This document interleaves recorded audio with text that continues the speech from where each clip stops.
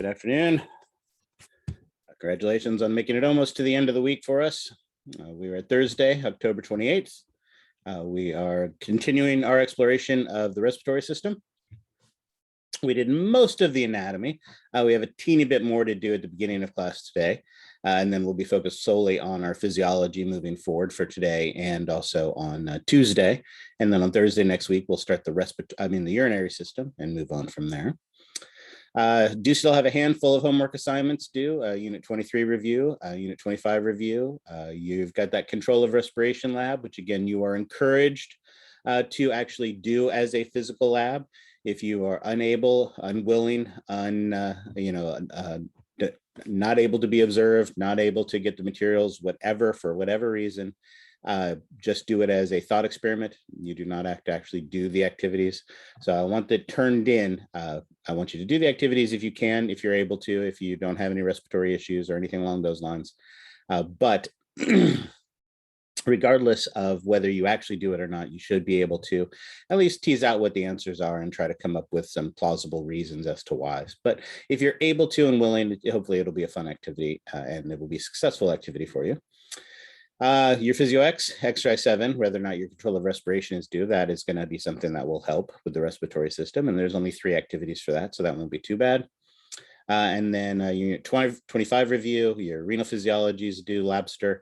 Again, 100% complete, 80% correct for that. And I think that's it.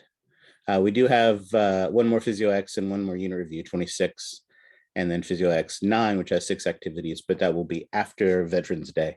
The 11th is Veterans Day. I know Thursday is an odd day to have a holiday, but that's where it is. So we will not be here in class on that day. All righty. Questions on any of that? All right, then let's dive into lecture. As I mentioned, there is one more bit of anatomy we have to talk about, and those are the muscles that are involved. This is all stuff you should have learned in 430, so there shouldn't be any new information here. But as we talked about, the first major physiological process for respiration is the actual mechanical act of moving air into and out of your lungs. That pulmonary ventilation, right? And what is the primary muscle?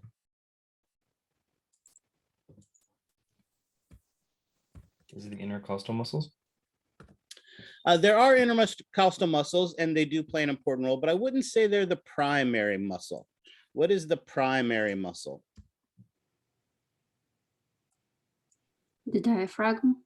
Yeah, the diaphragm, exactly. The diaphragm is the primary muscle. And remind me again how that works. When it is active, when it is using ATP, when it contracts, what effect does that have on our pulmonary ventilation?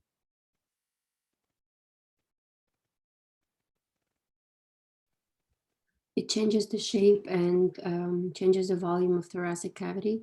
Excellent. And we'll talk about exactly the mechanisms of that in just a minute. But when it does the air come in or does the air go out? Comes in. Yeah. There was less confidence in that than I had hoped. So let's do the physics.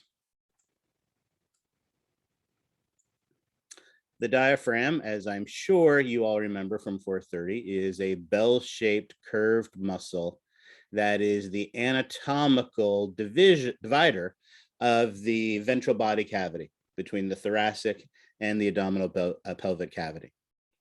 All right. When muscles contract, they get shorter. And when a curved muscle contracts, what happens to that curved muscle? It flattens. It flattens, absolutely. So when this muscle contracts, it flattens.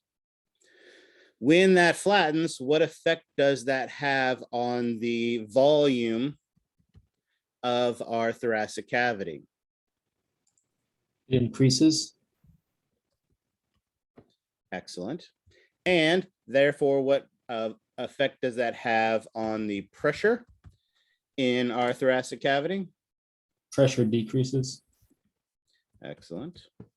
And just like solutes like to move from a high concentration to a low concentration, gases like to move from a high pressure to a low pressure environment.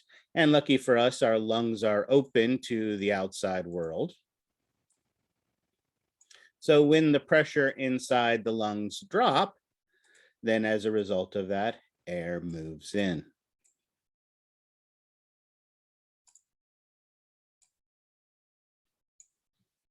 All right, we comfortable with that? However, the diaphragm doesn't stay contracted forever. Eventually it relaxes. And what happens when it relaxes?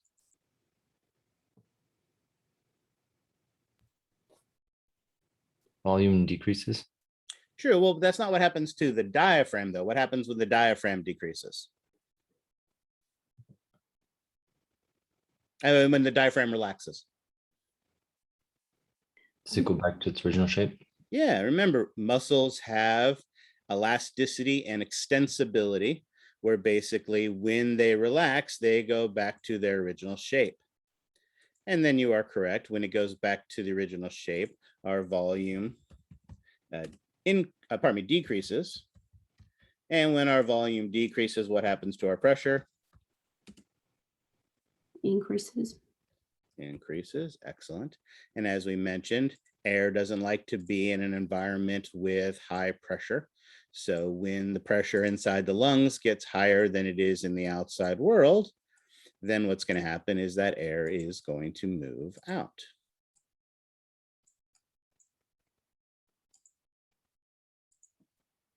So notice it is a passive process because the muscle relaxes. And when that occurs, our air moves out. We exhale. So our diaphragm, as we mentioned, is the primary muscle that is going to be responsible for moving air into and out of our lungs. And notice it's only using ATP for half of that process.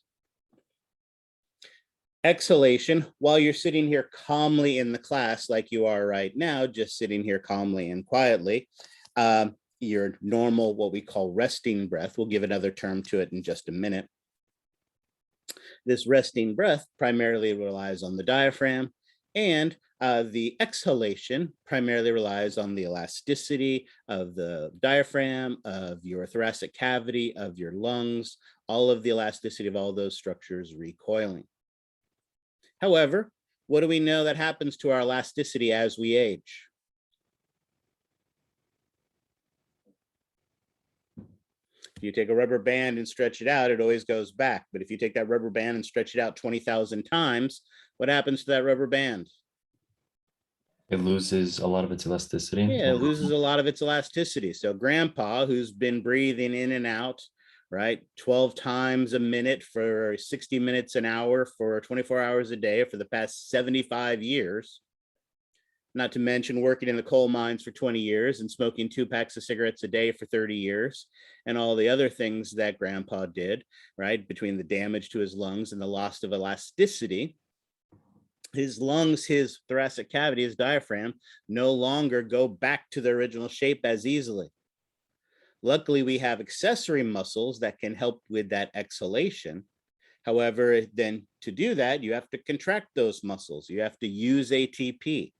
And suddenly breathing becomes an act that is using double the ATP, if not more, than it was using before, which is one of the reasons why grandpa's exhausted just from sitting there on the couch breathing, because he's using so much more energy just to simply breathe than he was as an adolescent or as a young adult.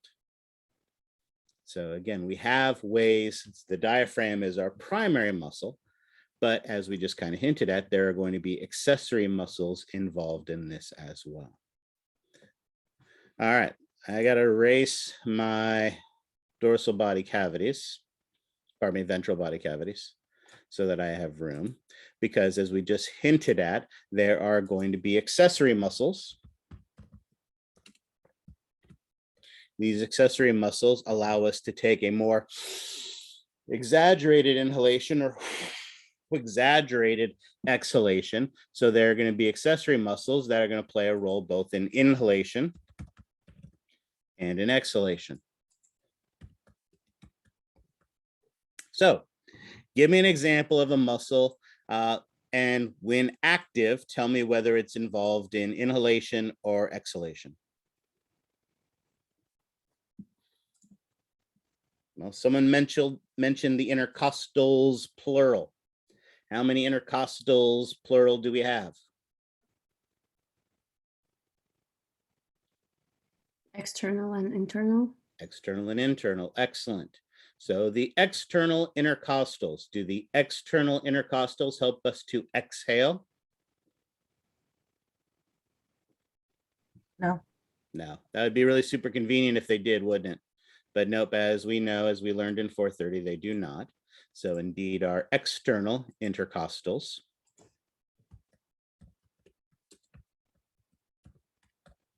And I guess I should ask, because again, there doesn't seem to be quite as much confidence in this as I had hoped for. Where are the intercostals located? Between the ribs. Between the ribs. Excellent. And so if our external intercostals inhale, help us to inhale, what do our internal intercostals do? Exhale.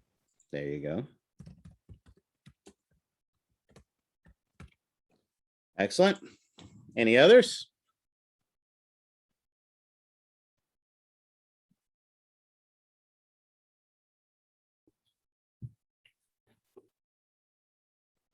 Professor, maybe I have this all wrong, but if I remember from yesterday, weren't there like some smooth muscle down the trachea, or that was near the bronchi?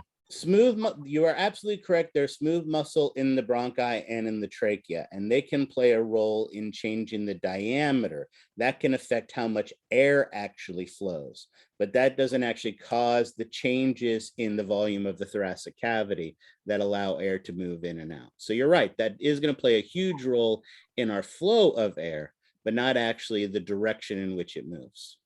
Got it. Think back to 430, all those 600 named muscles in the body that you had to learn. Abdominal muscles, absolutely. So we can be simple by writing them as the muscle group. Oops. Or abdominal girdle. But again, because there's a little less confidence, remind me, how many muscles are there in the abdominal girdle?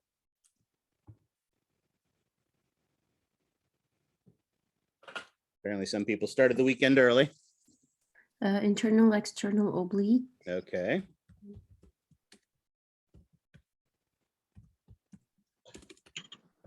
There's the rectus abdominis. Yep. Transverse abdominis. There we go. Excellent.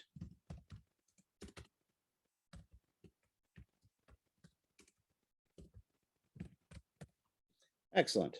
So all of those help to, because especially, again, collectively the abdominal girdle, but especially because the external obliques come up over the ribs, when they compress, they pull down on the bottom part of the ribs and help to decrease the volume of the entire ventral body cavity, helping to force that air out. Excellent. There we go. Perfect. Our good old bong muscle.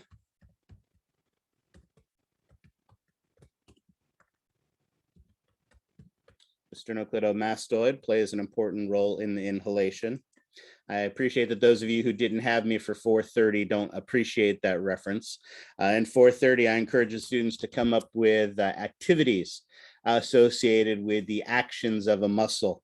And when we were on campus, I would actually have the students demonstrate them for me. And many years ago, like 10 years ago, I'll point out before it was legal, there was a student who sat in the back of the class who had the sternocleidomastoid. And if you remember, the sternocleidomastoid flexes the head, rotates the head, and elevates the ribs. And so her common activity that would help us remember the actions of the sternocleidomastoid was a bong rip, where, right? So you flex the head, elevate the rib cage, and then rotate the head. And so everybody who has me for 430 will always remember what the three actions of the, there you go, the three actions of the sternocleidomastoid is. Excellent. Give me another one. Pectoralis minor, inhale or exhale? Inhale, excellent. Oops. And think of one more for each of them. The sternocleidomastoid is here in the neck, but just deep to it is another muscle here in the neck that helped to elevate the ribs. What was that other deeper muscle to the sternocleidomastoid? It was a muscle group made up of three muscles. Scalenes. Scalenes, excellent. Excellent. And the other one that plays with inhalation plays a role in squeezing the thoracic cavity. Its job is to hold the scapula in place against the ribs. And as it's holding the scapula in place against the ribs, it can help to squeeze the ribs, right? Remember this muscle wrapped around and attached with those many attachments, giving it kind of a scalloped appearance on the ribs on the anterior side, squeezing the ribs. Anterior. Serratus anterior. Excellent. So all of these are muscles that you should have learned in 430 that play a role in assisting respiration to give us a more exaggerated inhalation or a more exaggerated exhalation. Excellent. All right. And again, if you have trouble remembering all of that, we have the pretty picture here that kind of shows this from the textbook, shows us our intercostal muscles. Remember, our internal are deep. They're also medial. Their fascicles go down and out. Intercostals are superficial. I mean, external intercostals are superficial. They're lateral. Their fascicles come down and in. Here we see the sternocleidomastoid. Here we see the scalenes heading up towards the head and towards the neck. Our serratus anterior, our pectoralis minor, and of course, we can't forget the diaphragm. Notice the abdominal muscles aren't here, but they've moved them so we can see that bell-shaped diaphragm underneath. Excellent. So all of those are muscles, again, and there shouldn't have been too much new information in there. All those are muscles that help us to change the volume of the thoracic cavity. And when we change the volume, what changes as a result of that? Pressure. The pressure, absolutely. Right. Since 430, we've been talking about how pressure makes the world go round and this relationship between volume and pressure. This relationship that we've been talking about since the beginning of anatomy and physiology is what is known as Boyles Law. Basically, the change in volume is inversely proportional to the change in pressure. We typically write this as volume equals 1 over pressure. So if our volume doubles, what happens to our pressure? Decreases twice. Yeah, it's half the size of what it would be. If our volume decreases to 1/3, what happens to our pressure? Increases 3 times. 3 times, absolutely, right?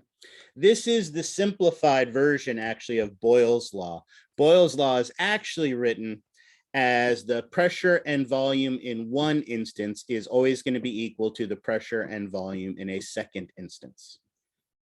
But we can simplify this down to V equals 1 over P, that these two are inversely proportional to each other.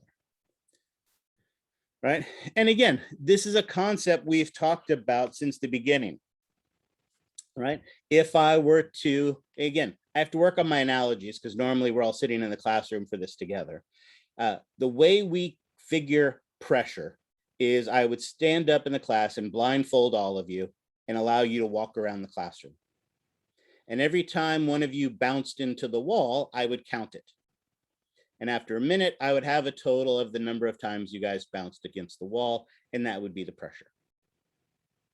Now, instead, if I took all of you and put you in my walk-in closet, Now, granted, I am a community college professor, so I do have that community college scratch. But do you think my walk-in closet is as big as the classroom? No. No. So if I put you all in the closet blindfolded and let you walk around, what would happen to the number of times that you bounced against the wall? It would increase, absolutely. If instead I let you wander around campus blindfolded and counted the number of times you bumped into the boundaries of the school, what would happen to the number of times you bumped into the outer boundary of the school? Decrease. It would decrease, absolutely. And that's basically all Boyle's law says. When you take the same amount of things, same amount of students, same amount of gas, but put it in a smaller area, the pressure is going to increase. When you take the same amount of stuff and you put it in a larger environment, the pressure is going to decrease. So like I said, this Boyle's law simplifies down to V equals 1 over P. And pressure is what makes the world go round. All right. Questions on Boyle's law?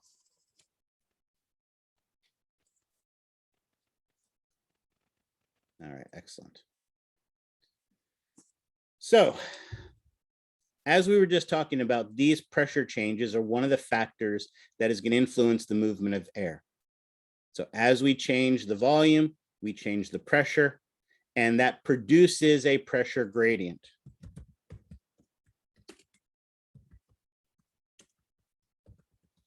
And just like solutions like to move down a concentration gradient, gases move down a concentration gradient. So gases move from a high pressure to a low pressure. So as we change the pressure, we change the movement of air. As I mentioned, we're going to do this by contracting and relaxing our skeletal muscle. But remember, the skeletal muscle changes the shape of our thoracic cavity.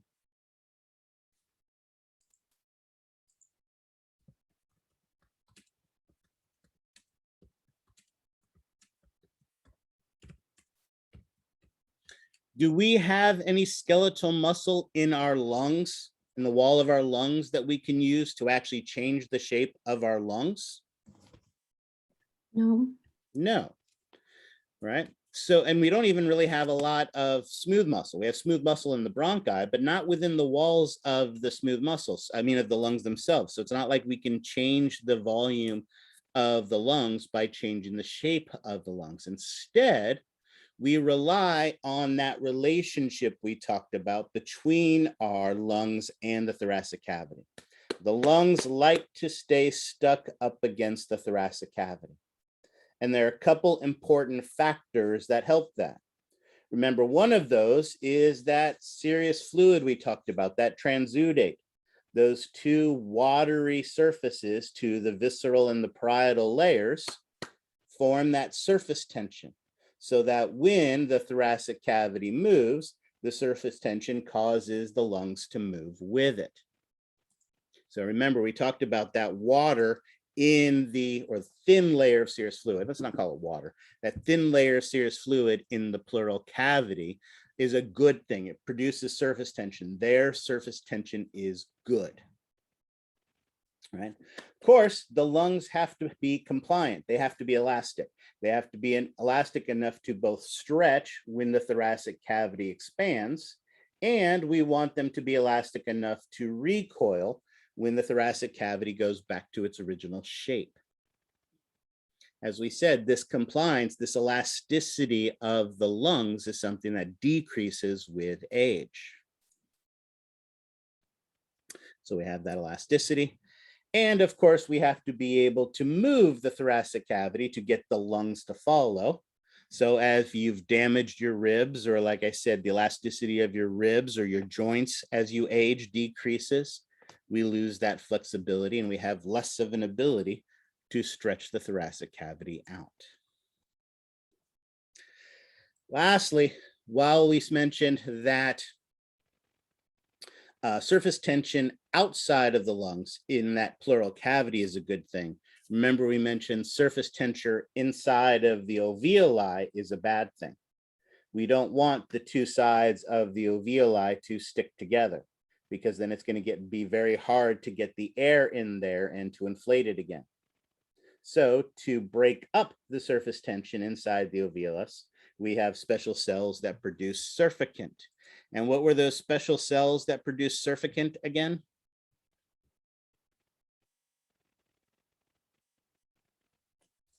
What were the cells of the alveoli that produce surfactant? A type 2 pneumocytes.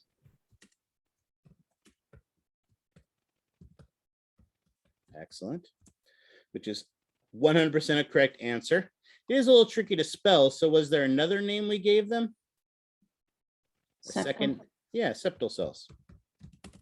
Both are acceptable ways of describing them. Type 1 is easy because once you know one pneumocyte, you know another pneumocyte.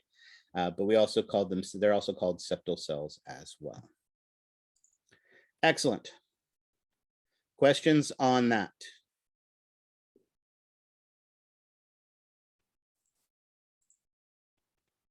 All right.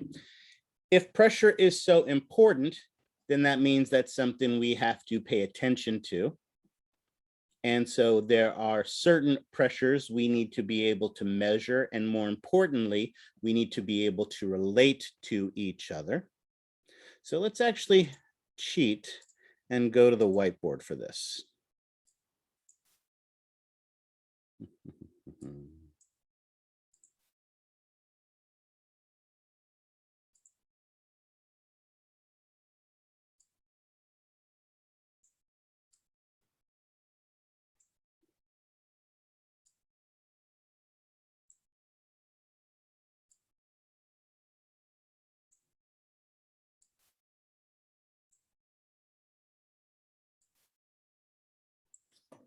This, of course, as you can tell, is the thoracic cavity.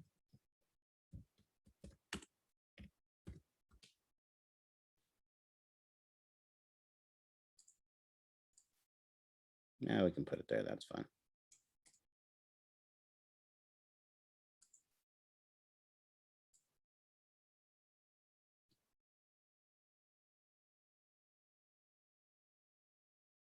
This, of course, as you can tell, are the bronchi and the lungs.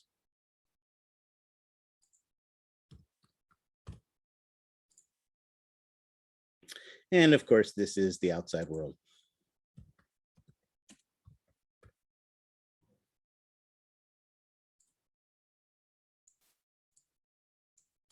There are 3.5 important pressures we need to talk about in relationship to the lungs and how air is going to move. So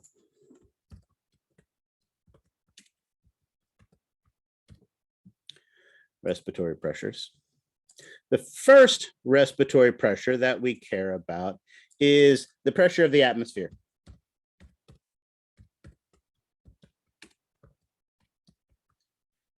Atmospheric pressure, PATM, is the pressure of the air surrounding us. And here at sea level, how do we identify the atmospheric pressure?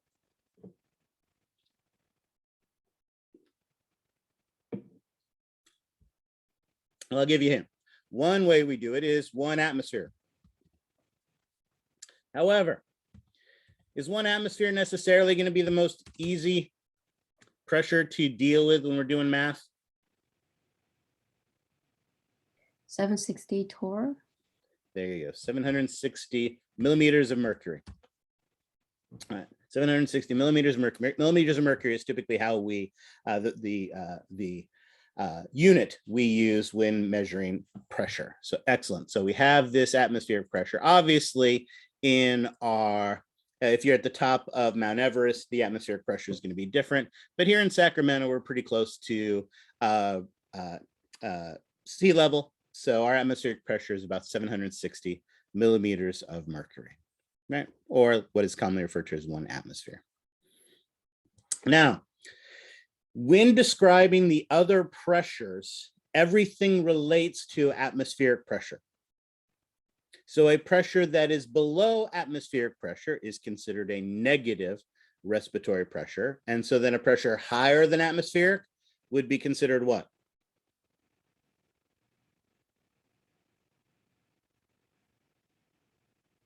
Not a trick question. Positive. Yeah, positive respiratory pressure, absolutely. So let's add that to our definitions over here. Any pressure above atmospheric pressure is considered positive.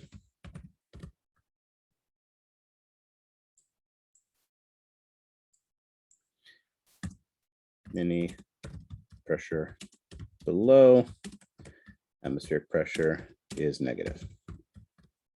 Excellent.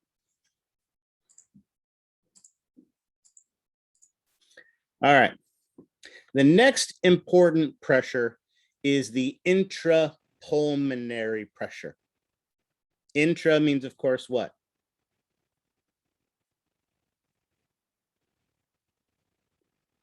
Within.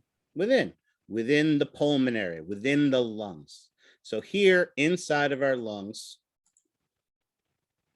this pressure in here, the pressure located inside of the lungs is the intrapulmonary pressure.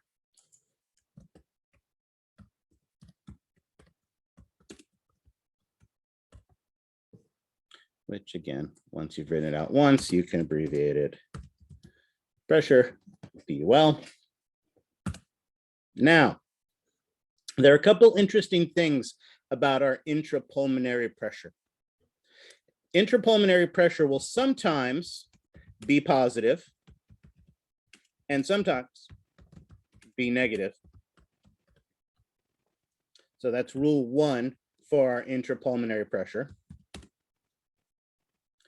However, rule 2 is that it will always return to be equal to the atmospheric pressure.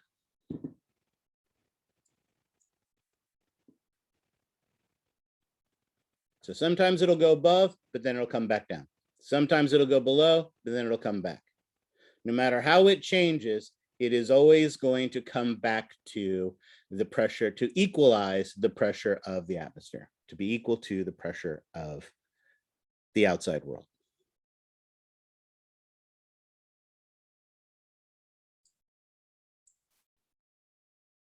All right. So we've got our atmospheric pressure out here. We have our intrapulmonary pressure in here. What pressure could be left?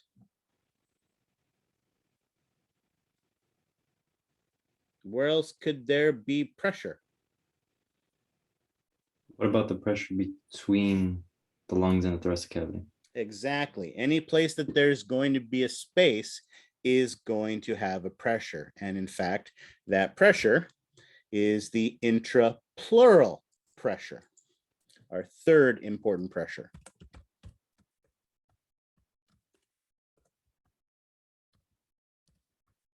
Which again, once you've written out once, PIP, intrapleural pressure. You're absolutely correct. This is the pressure inside the pleural cavity.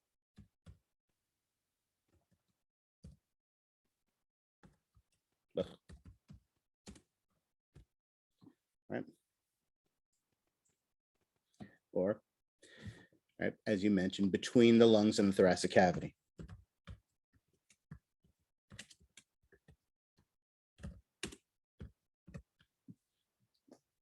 Now, this volume will change as well. However, our goal, remember the way I've drawn this isn't very accurate. Remember, as we mentioned, we want the lung to be pushed up against the wall of the thoracic cavity and stay there when the thoracic cavity moves. So do we want a high pressure inside of this intrapleural space, inside of this intrapleural cavity? No. This pressure is always going to be a negative pressure. And it must always be less than the intrapulmonary pressure.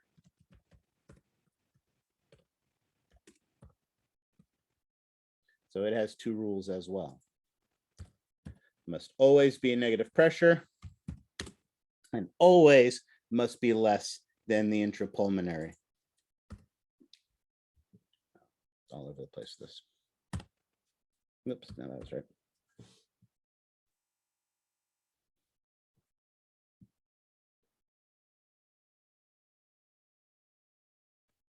All right. Questions on this? This doesn't make sense now. It's just going to get worse. So let's make sure we understand this. Maybe you don't like my drawing. Let's take a look at this picture here. Like we said, our intrapulmonary pressure is going to be the pressure that is going to be found here inside of the lungs. Our intrapleural pressure is the pressure in the pleural space between the lungs and the thoracic cavity. And remember, I said 3.5 respiratory pressures. There is a fourth pressure that we kind of need to be aware of, and that is the transpulmonary pressure. But really, the transpulmonary pressure is just the difference between the intrapleural and the intrapulmonary. So our transpulmonary pressure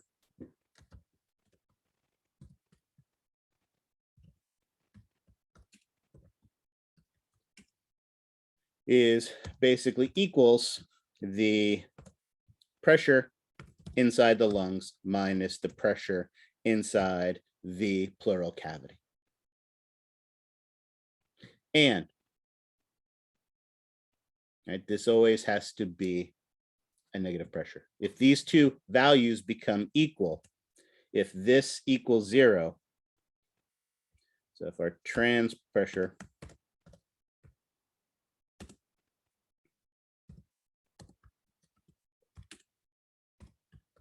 what would happen if our transpulmonary pressure equaled 0?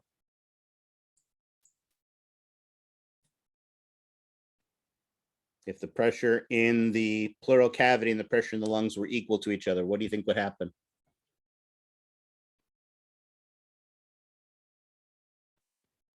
Lungs will collapse. Yeah, the lungs would collapse. The lung would collapse, exactly.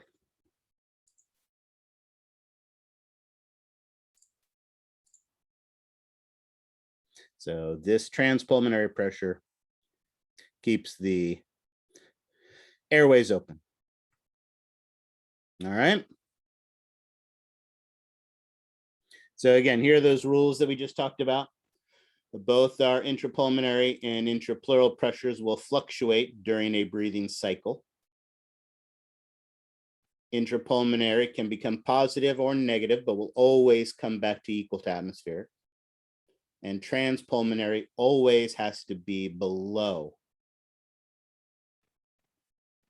both the atmospheric pressure and the intrapleural pressure, because otherwise it'll collapse. Now, when we first look at this, I think this looks a little scary. So let's actually draw this. Let's come back to this in a second, but let's actually draw this. Let's go back to the whiteboard. I don't think my drawing here is doing much for us now that we understand the basics. So we okay if I erase my amazing drawing here? Yeah. All right, excellent. No one's screaming and complaining, so perfect. And let's instead draw a graph.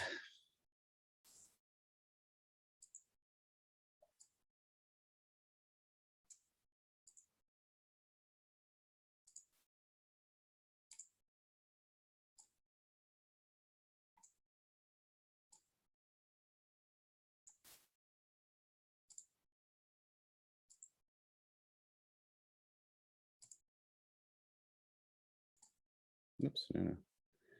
Stay there.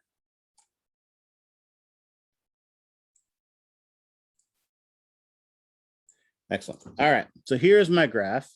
And of course, anytime I have a graph, I have to label my axes. This far one's going to just be time.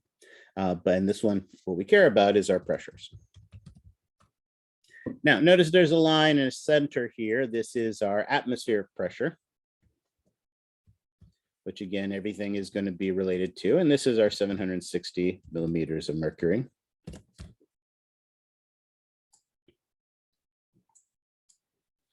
And of course, as we said, anything that is above that is considered what? Positive. A positive pressure, and anything below that is a Negative pressure. excellent.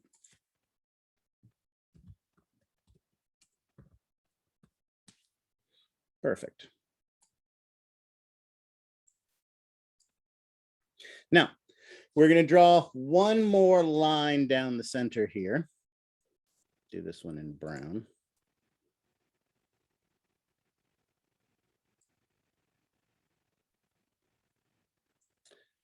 To represent the two halves of a breathing cycle, right?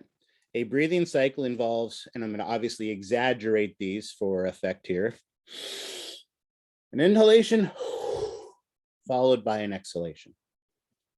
So over here on the left, we are going to have the first part of our respiratory cycle, our inhalation. And then over here, we'll have our exhalation.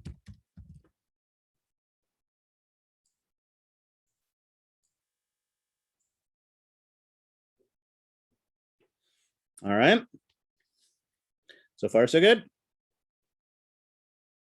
All right. We need two more things. We have our atmospheric pressure, and it's that solid black line, because unless we're going up in an airplane, is that changing rapidly? No. No. So it pretty much stays constant. So what we have to do now is put our other two pressures on there, our intrapulmonary pressure and our intrapleural pressure. Now, as we have identified, and we'll use red for it. That's not red.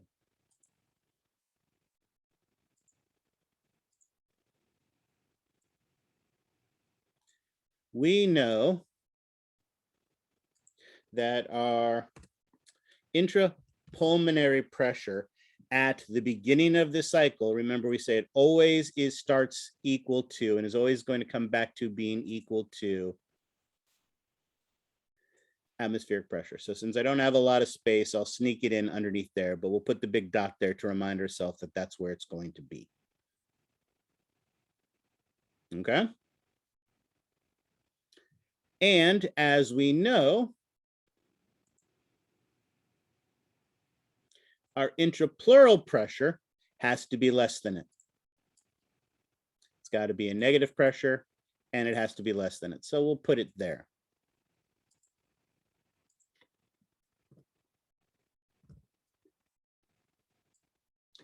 So this is our starting point. All right.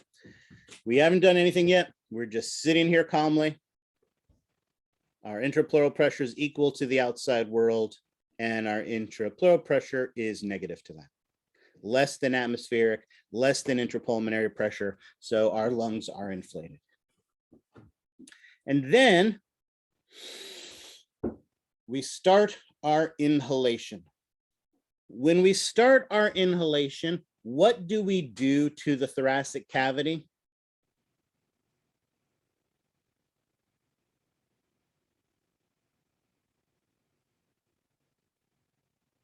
Come on. Couldn't have all fallen asleep all at the same time. I'll ask the question again. What do we do to the thoracic cavity when we inhale? Expand. Yeah, we expand it. So its volume goes up. And when its volume goes up, what happens to its pressure? Decreases. Decreases. And that's exactly what happens. Because of the elasticity of the lungs, because of that surface tension, we are going to get, no, not there. A decrease in pressure inside of the lungs. So again, our thoracic cavity expands. As it expands, the volume increases and the pressure drops. Right? And again, let's add a step. Thoracic cavity expands, the lungs expand with it, and our volume increases and the pressure drops. Okay, we comfortable with that? Now, what's happening inside of the thoracic cavity in that intrapleural space? Let's think about it. As the lungs are expanding and the surface tension is pulling the lungs with it, do you think the lungs are quite as close to the thoracic cavity as it was before it started to stretch out?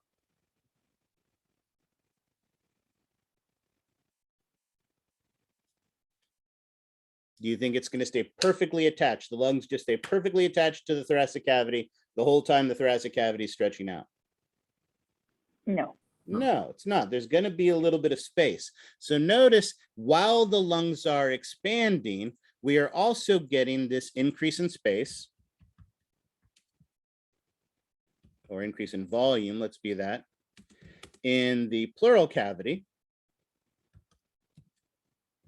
And if the volume in the pleural cavity increases, what happens to the pressure? Decreases.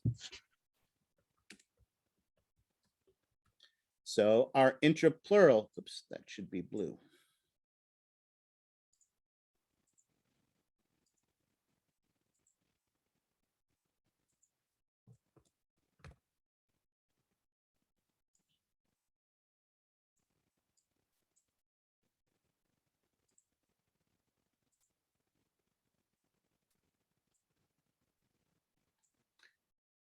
Our intrapleural pressure is going to decrease as well.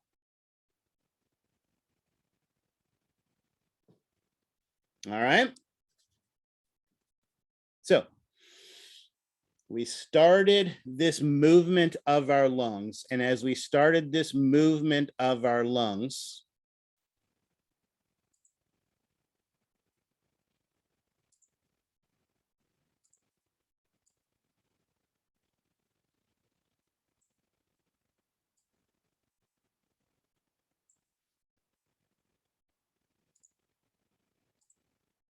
our cavity of our lungs gets bigger, the volume of our pleural cavity gets bigger, and both pressures drop.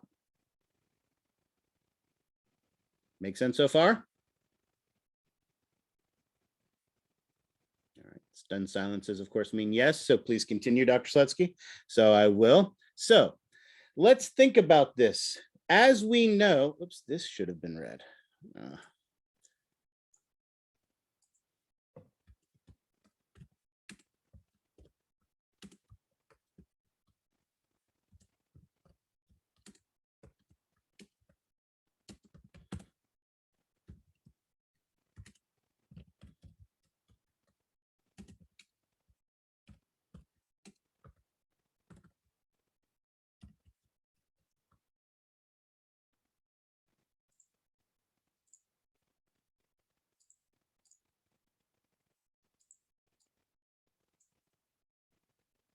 All right.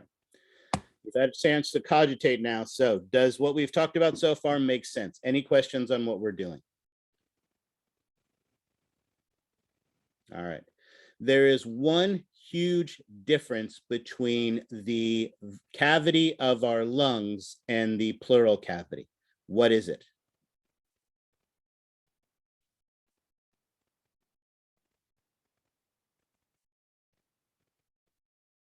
What does your lungs do that your pleural cavity doesn't?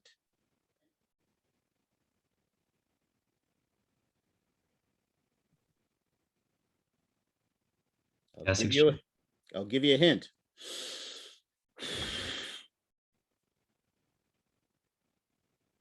What's different between the cavity inside your lungs and the cavity in your pleural cavity?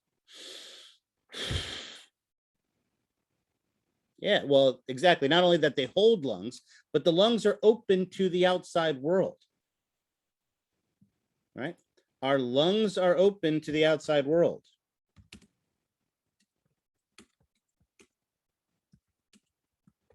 So when the pressure decreases,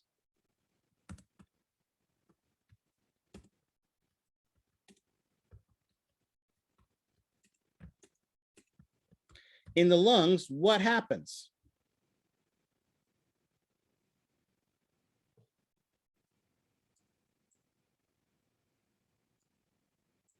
Come on, guys. I know it's Thursday. I know it's weekend time.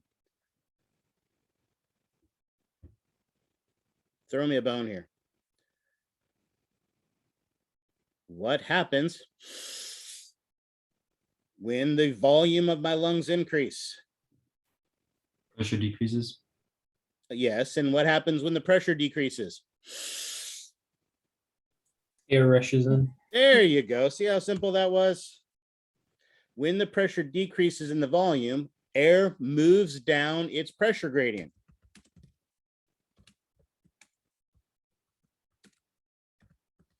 And it enters the lungs. All right. That was supposed to be the easy part. Let's get to the part that's slightly tricky. Remember, as I mentioned, the pressure in an environment is the number of times that I count you bumping into the walls.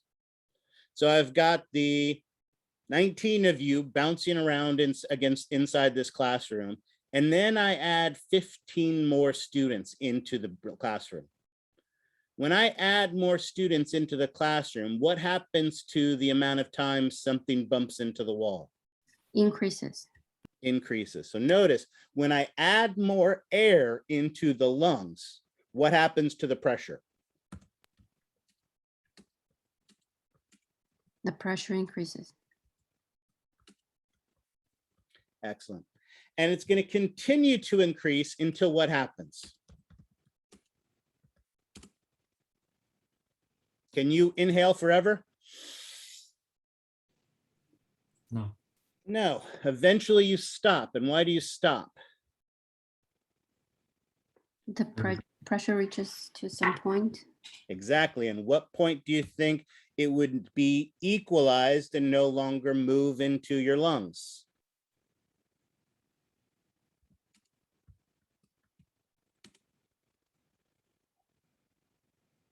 Atmospheric pressure. Exactly. Air will continue to move down its pressure gradient, entering into the lungs, causing the pressure in the lungs to continue to go up until it equals atmospheric pressure. I stop breathing in, not because there's no more room in my lungs, but because the pressure between the two is equal. And if the pressure inside my lungs and in the atmosphere are equal, can I get air to come into my lungs anymore? No. So the reason you're not able to continue to inhale is because the pressure inside your lungs and the pressure outside are now equal. Remember rule 2 about our intrapulmonary pressure. It is always going to equalize to atmospheric pressure. In this case, not because we're changing the size, but because we're adding more air.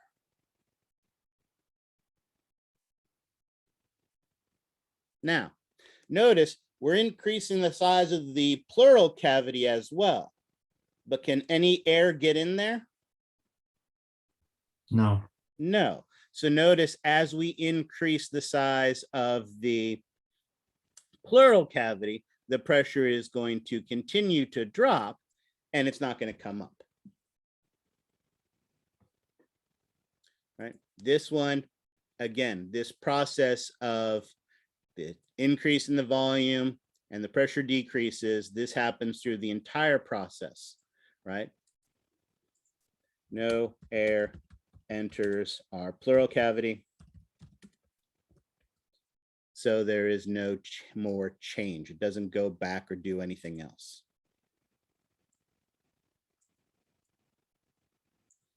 All right. Questions on that? All right. I got all this air in my lungs because I contracted all these muscles, my diaphragm and my external intercostals and my scalenes and all of those. But do I keep those contracted forever? No. So our muscles relax. And when our muscles relax, they go back to original shape. And when they go back to the original shape, what happens to my thoracic cavity?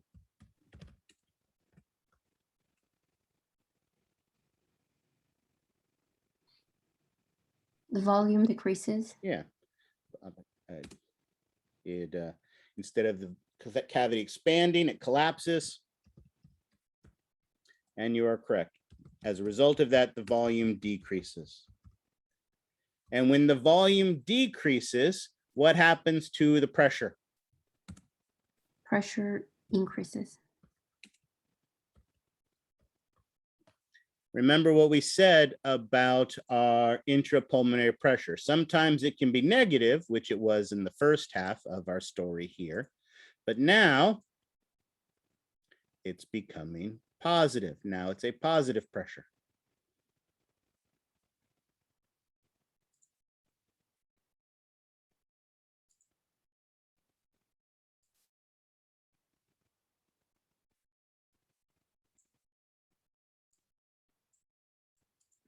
Of course, as our volume, as our lungs, pardon me, as our thoracic cavity recoils,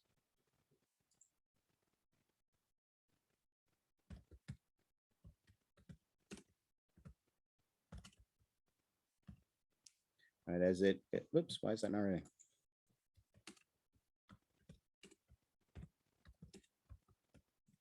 Going back to its original shape, as we mentioned, our pleural cavity is going to decrease inside as well.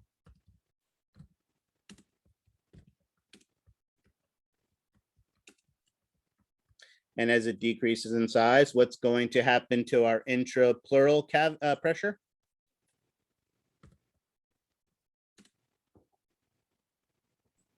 It's going to decrease in volume Yep, and so since it decreases and then in increase the volume, pressure. increases pressure. Excellent.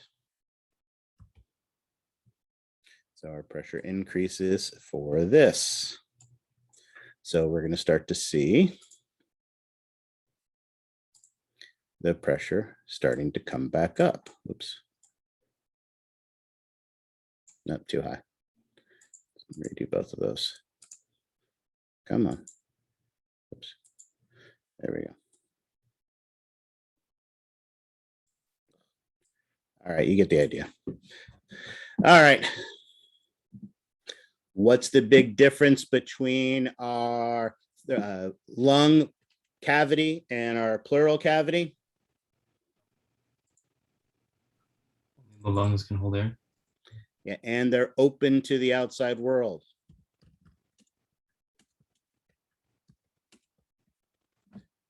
Right?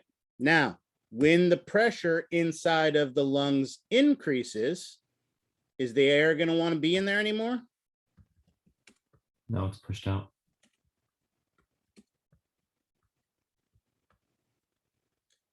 Right? When the pressure in lungs increases, air doesn't want to be there anymore. So our air, again, moves down its pressure gradient.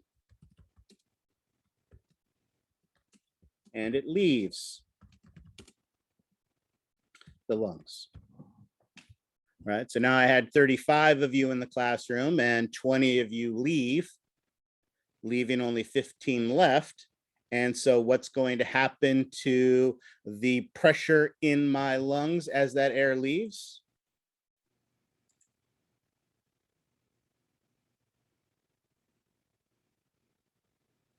It's going to decrease, and it's going to decrease until what point hit, right? I can't decrease, I can't, let's try that again. I can't expel air forever. When I can't do it anymore, is it because there's no more air in my lungs? No.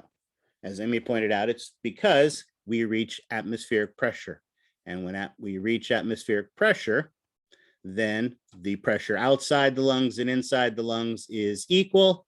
and no more air moves. So air moves down its pressure gradient, leaves the lungs, and the pressure drops. There's no air to leave in our pleural cavity, so our pleural cavity just continues to rise until it reaches that point where it started at the beginning of our respiratory cycle as well. I think that's pretty close. Maybe cheat a little bit and move it up. I think that's more in line. There we go.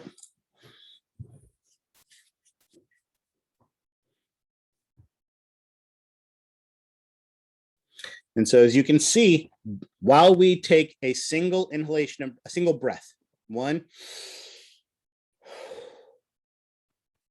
these are how the pressures are changing in our lungs and in our pleural cavity. And it is these changes in pressure that cause the air to move. Now notice, we have three pressures here on our graph.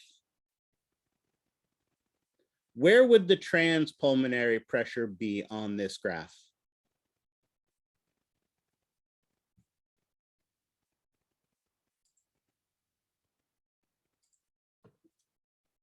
Can I see it on this graph? Can I see the transpulmonary pressure?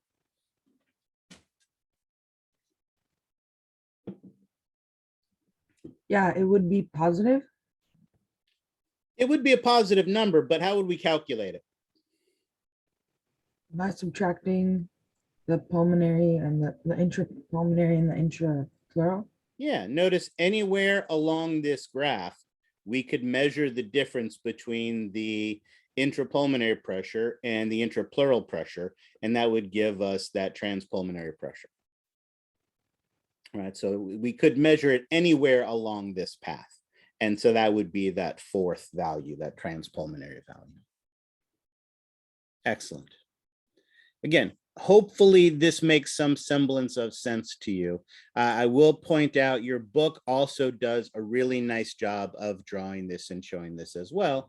And notice, unlike what I did, because we implied it, but we didn't really show it. Notice here, it shows where you're bringing that inhalation in and then you're bringing that air out. And while you're sitting here calmly in class, taking just a normal resting breath, you're moving about half a liter of air into and out of your lungs.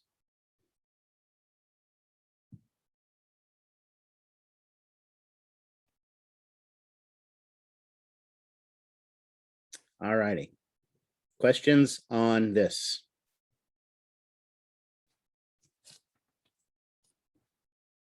All right.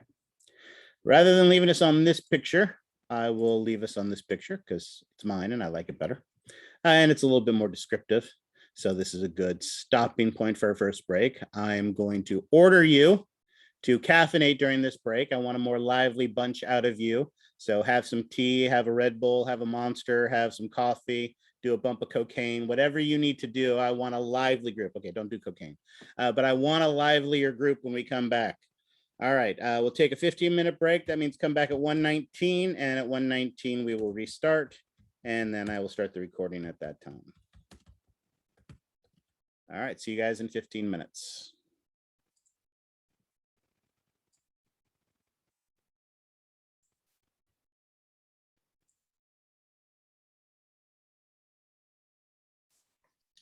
All righty. So, as we've kind of hinted at, there is a respiratory cycle. It involves inspiration and expiration. And we've now talked about how the pressures changed inside the lungs and between the lungs and the thoracic cavity during that cycle. And while we've hinted at the events of the cycle, I want to make sure those are perfectly clear. So any questions on these pressures or how these pressures change or why these pressures change before we move on to that? In a lot of ways, this is kind of review because these are all points we've emphasized. I just want to make sure we can put them all together in one piece.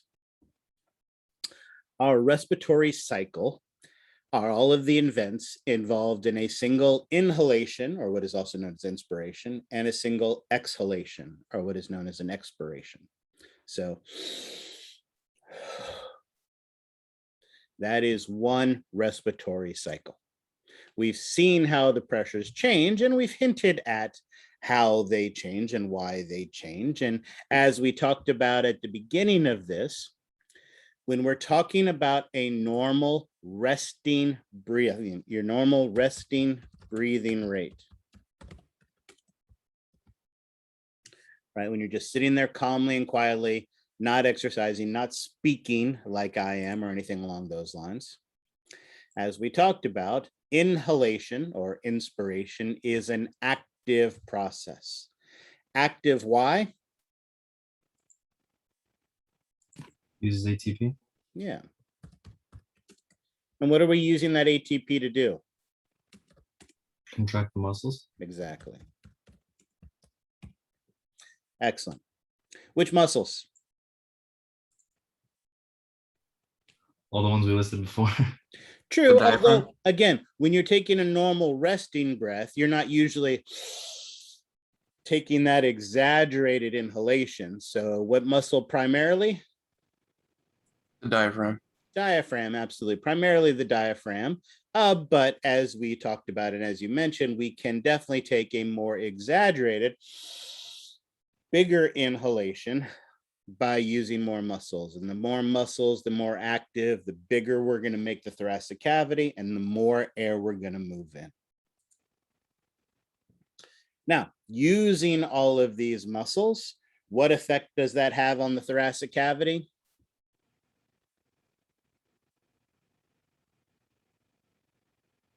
When we contract all these muscles, what happens to the volume of the thoracic cavity? We Increases. Increases, excellent. And when our thoracic cavity increases, what happens to the pressure? Excellent, thank you, Amy. And when the pressure decreases, which way does air move? into the lungs. There you go. Just that simply. We're using ATP to increase the volume of the thoracic cavity, which decreases the pressure of the thoracic cavity, and air moves in. And now we can be a little bit more sophisticated. Air moves in until the pressure inside the lungs equals the pressure in the outside world. Here we've done it with all the pretty words. And here are the pretty pictures in your textbook. Again, notice we are not just decreasing the shape of the diaphragm, lowering the diaphragm, but also expanding the thoracic cavity. As that occurs, our air moves in. Now, again, oops, I should probably leave that there to emphasize it. Again, during a normal resting breath, our expiration is passive. The diaphragm, the external intercostals, all those other muscles relax, right? And it relies on the compliance. It relies on the elasticity to go back to its original shape. And size. And again, even though we should know this, this should be easy. Let's make it. What happens to the volume of the thoracic cavity when all these muscles relax and it goes back to its original shape? Decreases. Excellent. It is going to decrease. So what happens to the pressure in our thoracic cavity? It is going to increase. Excellent. I love it, Amy, when people write the answer before I even finish answering the question. That shows me that you're active and paying attention. I love that. And absolutely, which way does the air move? Out until the pressure equalizes. Excellent.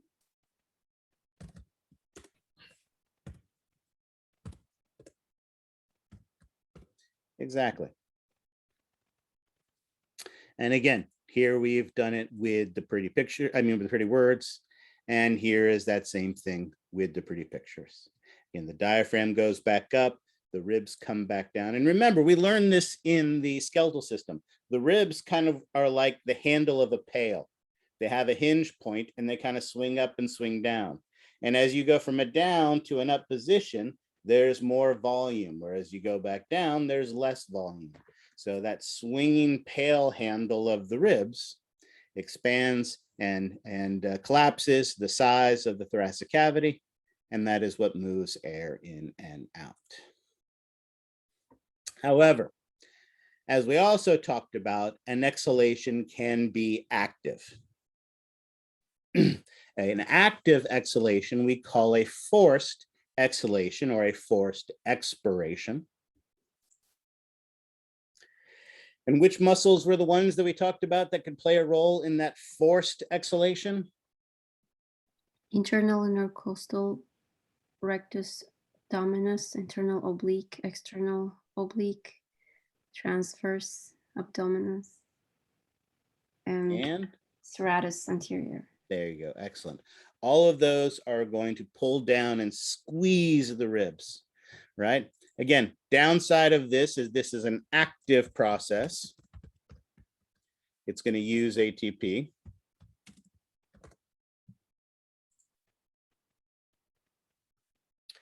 But the advantage of this is what happens to the volume of the thoracic cavity when we are actively contracting these muscles.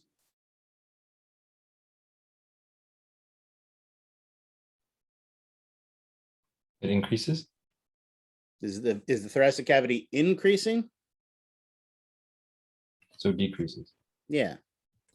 And not just decreases, but it decreases rapidly. It rapidly decreases. So what happens to the pressure? Increases rapidly. There you go. And when that pressure increases rapidly, what happens to the air?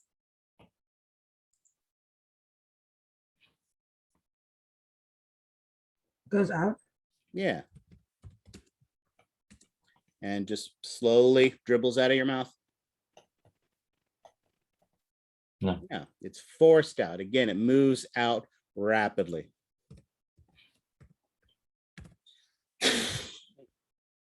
Right? That's how you blow out those candles, with that forced expiration.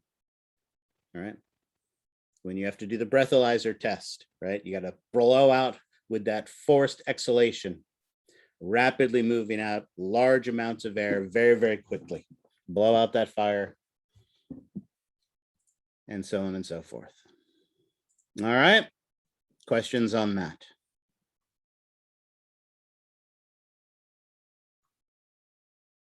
All right, so now we know how to move air into and out of the lungs. And again, remember, the goal of moving the air into and out of the lungs is to get it into the alveoli. All right. And as we talked about, how rapidly it's going to move is directly proportional to the pressure gradient. Let's say, for instance, we had two tubes. And in one of these tubes, on one side, we had air that was at a pressure of 1,000 millimeters of mercury, and one that was at 500 millimeters of mercury.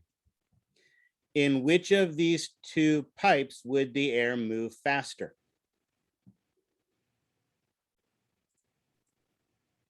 We Top don't or have bottom? information. Why isn't anybody giving me an answer? We don't have enough information. Exactly, because I haven't given you enough information. If I tell you on this side, it's 999 millimeters of mercury, and over on this one, it's 100 millimeters of mercury, which one has the faster moving air now? The bottom. The bottom, absolutely. Right? Because it's not the absolute pressure, it's the difference of the pressure in the two environments. Again, these are the exact same rules we saw in 430 with concentration gradients, right? The steeper the hill, the faster the ball is going to roll. The bigger the difference between the two in locations, the faster the spread is going to be. So how rapidly it moves depends on how steep the hill is, how big the difference is between the two locations. Notice here, the difference is only 100 millimeters of mercury. That's a very small, so the air is going to move very, very slowly. Whereas here, the difference is 400. So it's going to be a much, much more rapid movement. So excellent, you didn't fall into that trap. It is the difference. And remember, that's all that delta means. Delta is just a fancy way of saying the difference in pressure between the two locations. All right, that's all delta means. So it just means the difference in pressure between those two locations. So it's the difference in pressure of those two locations is going to determine that. And the flow of gas is going to be inversely proportional to resistance. So how easily air flows is inversely proportional to the resistance. So if the resistance in the tube doubles, what happens to the flow of our air?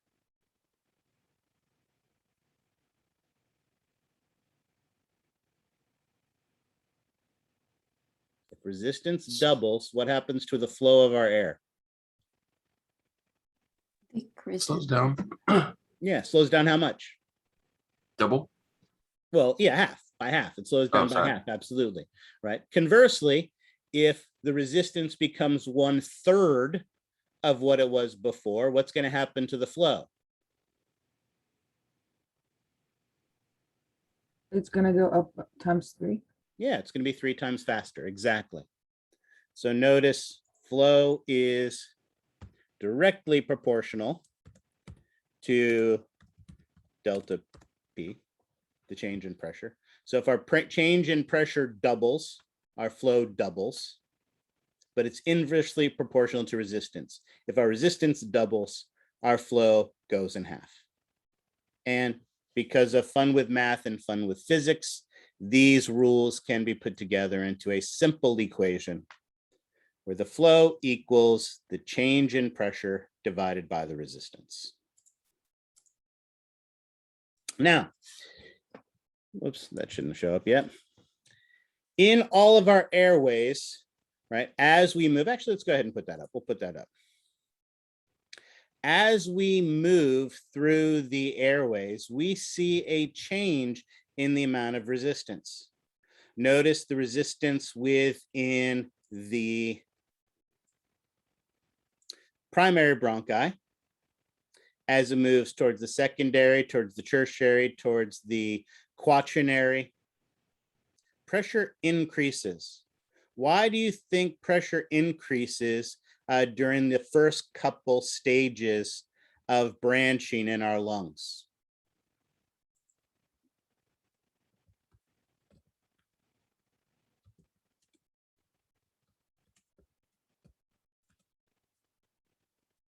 Why do you think the resistance increases as we go from primary to secondary to tertiary to quaternary?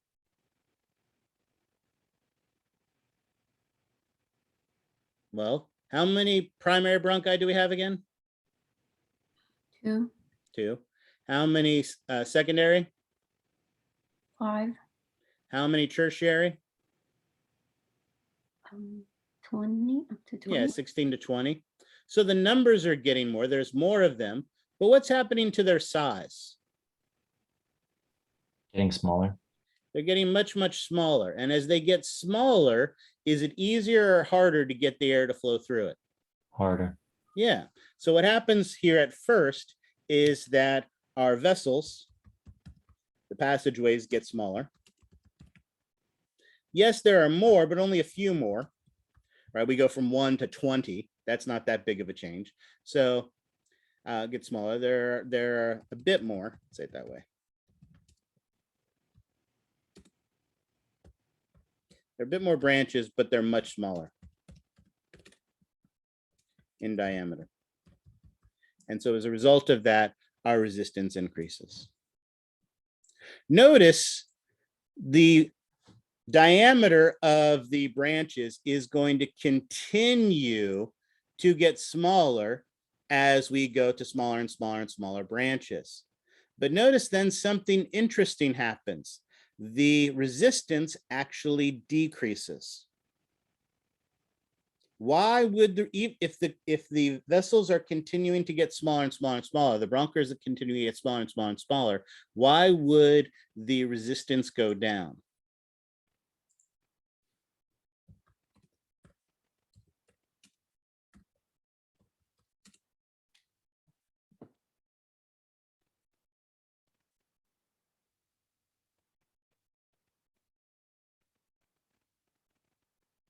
So how many primary bronchi do you have again?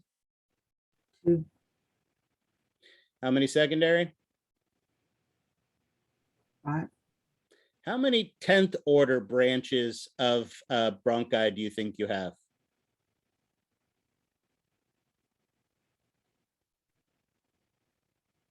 hundreds. If not thousands, absolutely. Massive numbers. So what's happening here is even though their diameter is getting smaller, we are getting a massive increase in the number of branches. And with that massive increase in the number of branches, our flow gets easier, our resistance drops.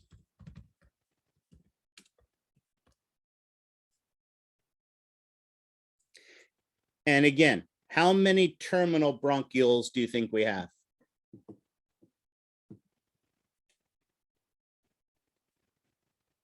Anybody remember how many alveoli we said we had? A lot. Yeah, We have- wasn't something crazy like 300 million or something like that? So even if a terminal bronchiole goes to,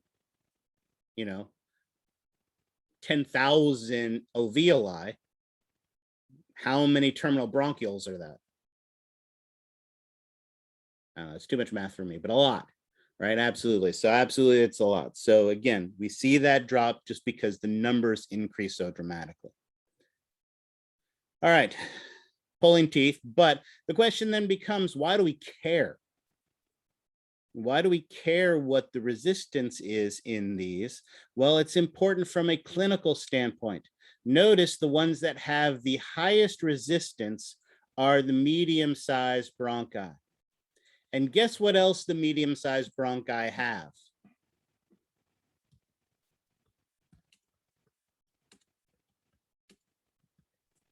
They have the, let's say it this way, the largest or the thickest smooth muscle walls. Why might that be significant? Controls diameter. Exactly. And as we change the diameter, what do you think is going to happen to the resistance? What's going to think is going to happen to the flow? Depending on if it dilates or constricts, it could completely change everything. Exactly. This is where changing the diameter of a airway is going to have the most significant effect on flow. We dilate it, we're going to get much more flow. We constrict it, we're going to get much less flow.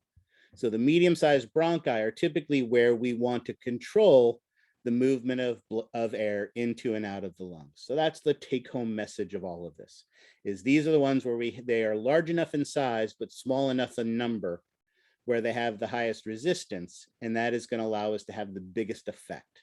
So when it comes to controlling airflow, here in the medium-sized bronchi is where we want to do it, because that's where we're going to get the greatest effect. All right. Because again, as the resistance goes up, our flow goes down, breathing becomes more strenuous. And there are basically several things that can lead to this increase in resistance. One of them, as we mentioned, is our parasympathetic nervous system. Remember, our parasympathetic nervous system constricts the bronchioles. This would increase the air resistance. And again, when we increase the air resistance, this is going to decrease flow.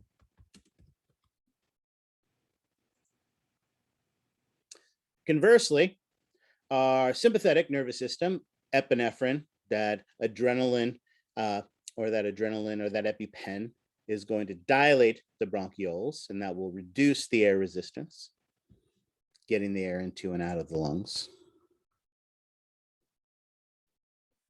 And so it is these changes in hormones, these changes in our sympathetic or autonomic pathways that can cause the most change to occur in these airways.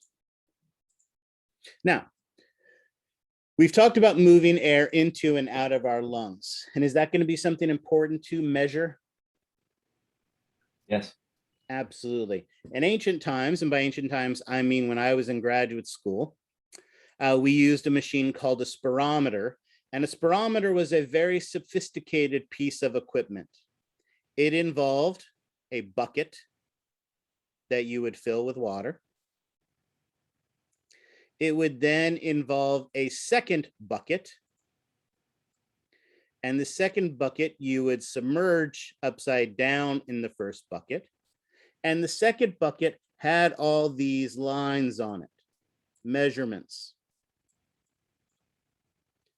Then the third sophisticated piece of equipment that you would have would be a garden hose. And this garden hose you would take and you would insert it into the first bucket and under the second bucket. And then what you would do is you would breathe air into the garden hose. As you breathed air into the garden hose, air bubbles would fill this space. The air would cause the bucket to rise. And as the bucket rised, wherever number was at the water level, told you how much air you had just breathed out. Like I said, an incredibly sophisticated piece of equipment to measure your movement of air. And could you do the opposite? Could you use this to measure how much air you breathed in? Yes. Would you want to breathe in using this system? No. No. What would happen if you breathed in using the system? Suck the water out. Well, no, if you breathed in, the water would come up the hose into your lungs, which was not a fun thing. Let me promise you that. Luckily, a spirometer has gotten much more sophisticated. If we were in the classroom, we actually have a computerized one where you blow into it and it measures the movement of air, and it can actually measure the outward and the inward movement of air. And so one of the things that we would do in the classroom is that's exactly what we would do. We would break up into groups. You would pull out the computers. When you pulled out the computers, you would plug them all in and you would plug in the bio packs. And in that bio pack, you would then get a graph that looked like this. And again, of course, we have time here. Wow, that's huge.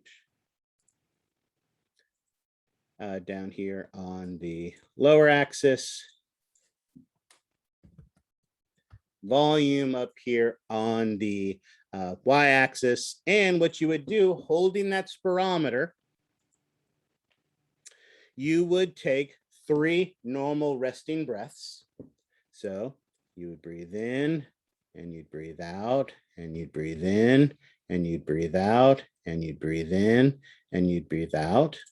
And after the 3rd normal breath, you would take a maximal inhalation, filling your lungs as much as you possibly could.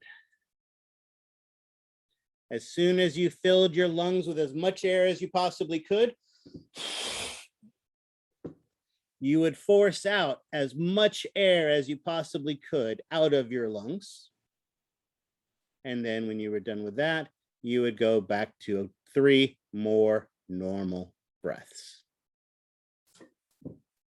And when you were done with that, you would have a graph that looked like this.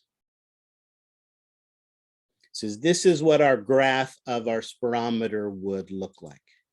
And with this graph of the spirometer, we are going to be able to use this to measure 10 important respiratory, here, I'll write it up here.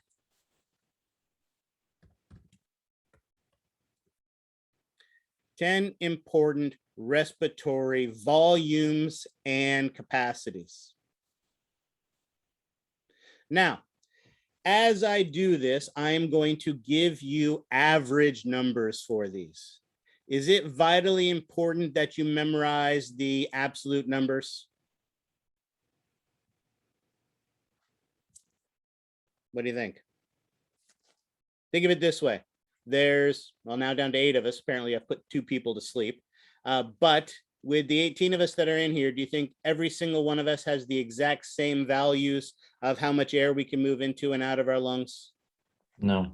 No, there's all sorts of factors: your age, your body size, your gender, your physical condition, your health, well-being, all sorts of factors that can influence. You should have an idea of the magnitude of these. You don't have to memorize the number. You should have the idea of the magnitude, but much more important than that, what you absolutely positively must know is their relation.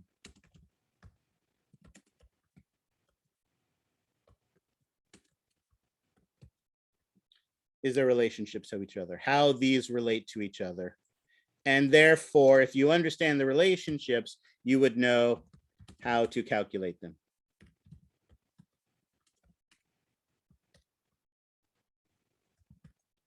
So that's what we're going to do. We are going to go through these values. And as we go through these values, we will identify them and understand their relationship, these volumes and capacities. Let's start first. Again, here, I want to keep this on the screen, although it's going to go as soon as I leave the screen. So we'll leave that right here for now. The first is that normal resting breath that we talked about. That normal resting breath is what is known as the tidal volume. Now, average person, the tidal volume is about 500 milliliters.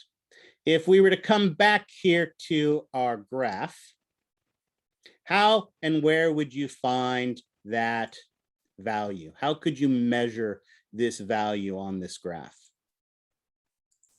You would look at the small waves. Yeah, exactly. Basically, from the top of the small wave to the bottom of the small wave, that right there would be your tidal volume. Oops. This is, again, the normal resting breath. And as I mentioned, the average is about 500 milliliters. All right. We comfortable with that? Yep. Okay, excellent. Now, when you take a normal resting breath, are you filling your lungs to the maximal capacity that you are capable of filling it? No. No. You have extra space in the lungs that you can fill with air. And notice we actually see that here on this graph. This is where we took our normal breath, and this is where we took our maximal inhalation. So notice this entire volume right here would be the amount of extra air we could bring into our lungs above a normal resting breath. This is the amount of additional air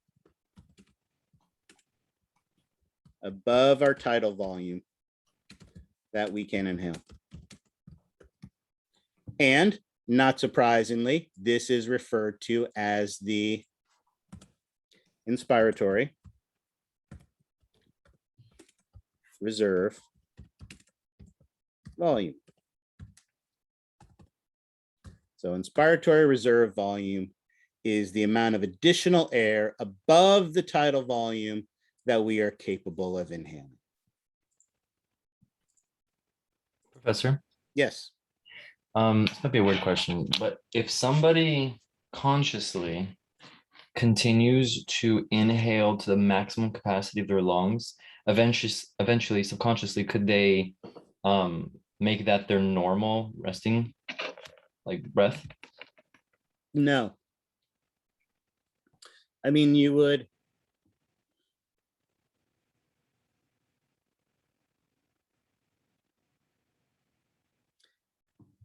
No, no.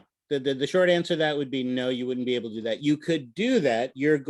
That breathing is going to be much more fatiguing. So you're going to get much more exhausted from all of that additional inhalation that is going to be taking place. But you're going to be bringing in much more air than your body is normally going to be needing. So in all likelihood, if you continue to do that, and depending on the rate at which you did that, you might hyperventilate yourself. And if you continue to do that beyond that, you could eventually pass out. And when you passed out, then you would go back to your normal resting breath.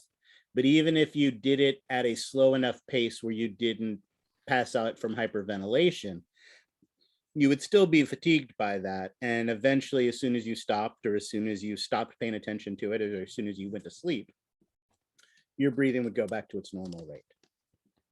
So, Got it. Thank so you. theoretically, it might be possible to do that, consciously while you're awake, but you couldn't train yourself to do that or anything like that, where it would then become second nature. Got it. All right. This volume, again, not as important. Respiratory reserve volume, that we understand these, but I'm gonna put these values here because it will help us as we move forward. About a little over 3 liters. So about 3,100 milliliters is the average.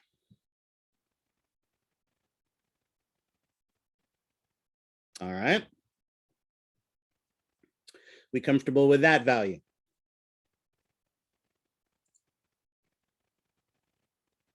Now, when you take a normal resting breath and you breathe out, are you breathing out all of the air you're capable of getting rid of in your lungs when you're taking that normal exhalation? No. No. So again, notice there is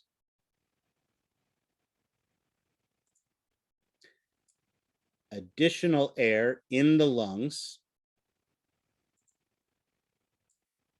that can be moved out when we want to, beyond what we normally exhale.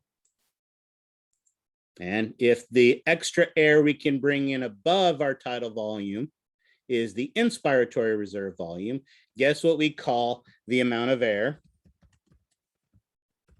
additional air in our lungs we can move out when we want to. What do you think we would call this? Expiratory or Yep. I don't know how to speak right now. From expiratory Reserve volume. Excellent. And that is our third important respiratory volume. And again, the average is 1,200 milliliters. Not vitally important that you memorize that number, but again, it's about twice the tidal volume, whereas notice our inspiratory was much, much larger. Oops, I should have made that green.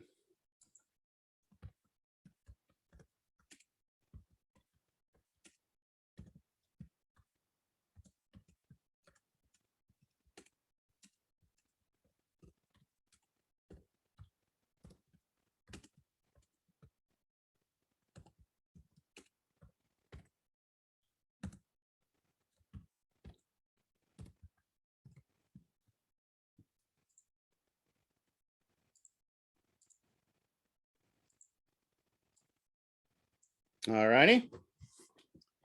With me so far?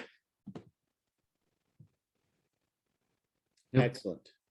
So notice if we were to put all of these together, if we were going to talk about all the total amount of air you could possibly move, from the most that you can inhale all the way to the most that you can exhale. That's horribly lined up, but let's cheat and move that down.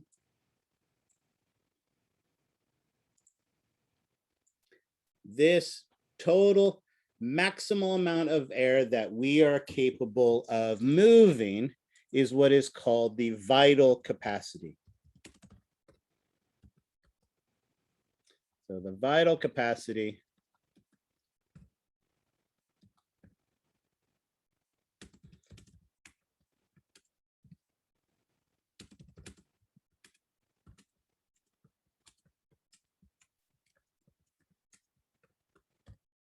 the total amount of air we could move into and out of the lungs.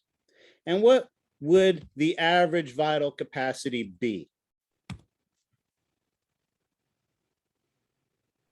Around 4,000. Close. Is there a way to figure it out?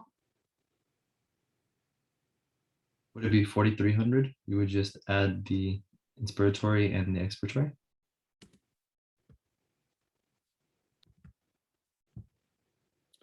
Close. It's 48. How do we get 48? You added the tidal volume. There you go. To calculate the total amount of air we can move, you take the amount you move with a normal breath. To that, you add how much extra air you can breathe in, plus how much extra air you have in your lungs that you can breathe out. And that gives you the vital capacity.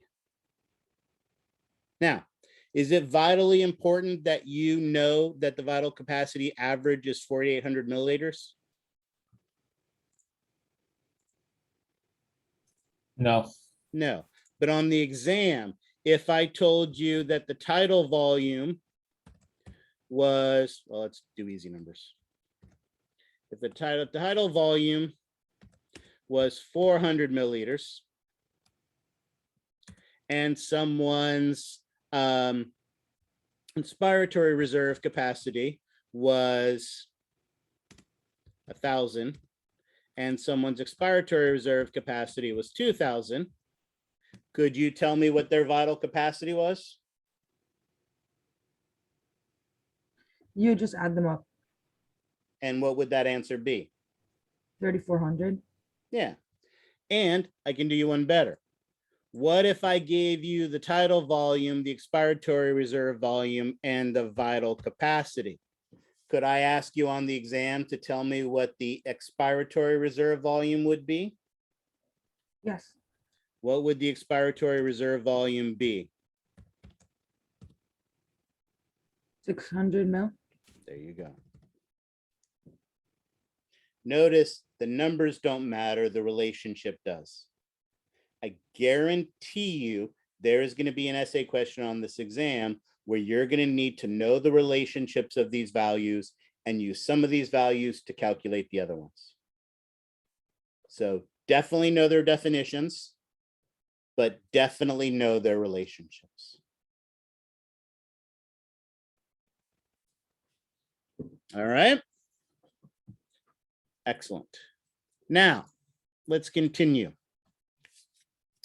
Vital capacity is the total amount of air I can move into and out of my lungs.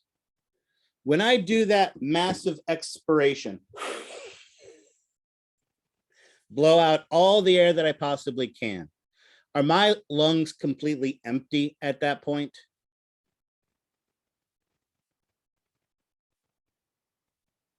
What do you think? Is it like running a steamroller on me and just squeezing all of that toothpaste out of the tube? Is that what I'm doing when I breathe out? Getting rid of absolutely every drop of air that's inside of my lungs? No. No, of course not. There's got to be still air in there. If you got rid of all of it, remember, as we talked about, the lungs would collapse and we wouldn't be able to open them up again. So even though I can't move all of it out, is there some air still inside of the lungs? Absolutely. And that amount of air that is still inside the lungs after I've done everything that I can to move it. So again, it would be from here, basically.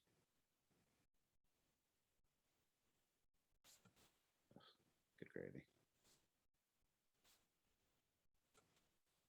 In this case, down. So after I've done a full expiration, right, to then if I took a steamroller and squeezed the rest of my air out, that amount of air that is still inside the lungs after that expiration, so the amount of air left in lungs after everything has been moved out.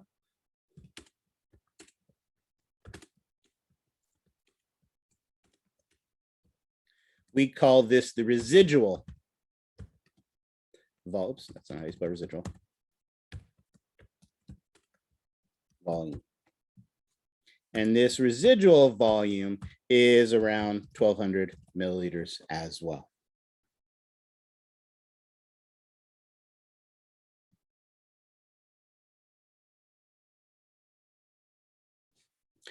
Now that I know my residual volume, how much air is left in my lungs after I've moved all I can, if I were to add that to all of the air that I am capable of moving, what would that be a measurement of?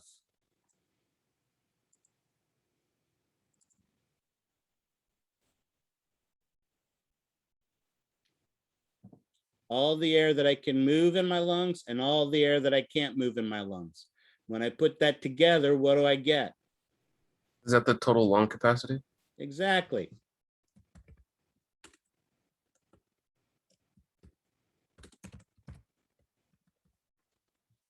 It would be the total lung capacity. And how would I calculate, right? This is the, again, definition.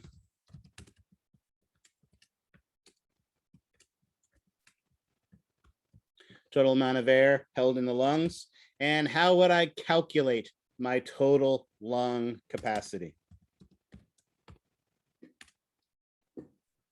You add everything up, the tidal volume, the inspiratory, the expiratory, and the residual. Excellent. Is there a trick that I could use too to do that a little bit faster right here with the numbers that I have here?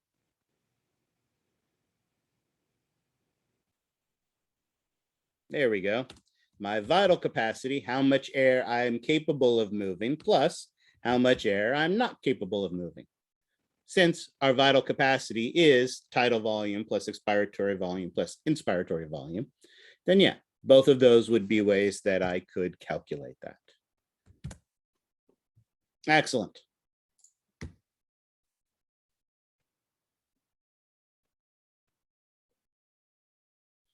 All right. So there are a couple other important values we need to talk about here.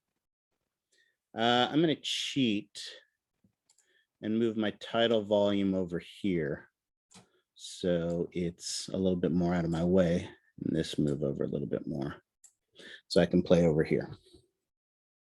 There are two more important values that we need to talk about that we can see on this graph. I haven't used purple yet, so let's use purple.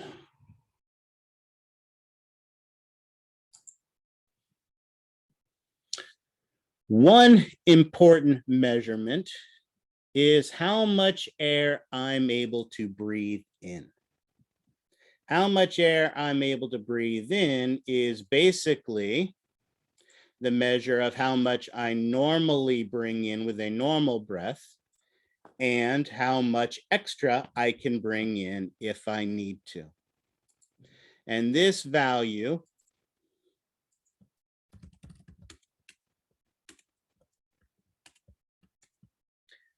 is known as the inspiratory capacity.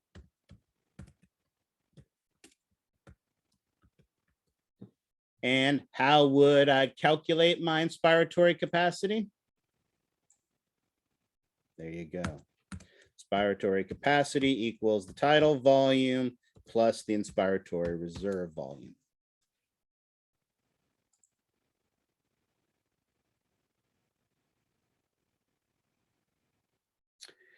And there's one more volume.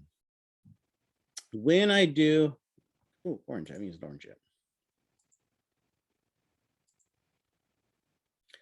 When I take that normal exhalation, is my lung empty when I take that normal exhalation? No? there is all this air still inside of my lungs after I take a normal exhalation. Now, that air left in my lungs, is it just sitting there with its arms crossed, pouting, not doing anything while it's in there? No. It's sad because it didn't get to leave, so it's just going to pout. No, of course not. It's going to be participating in gas exchange. So notice, even after I take that normal exhalation, any air that stays in my lungs can continue to do work. And so we call this, because it's doing work, the functional reserve capacity. This is the amount of air that remains in the lungs after a normal tidal breath that participates, or can, let's say it that way.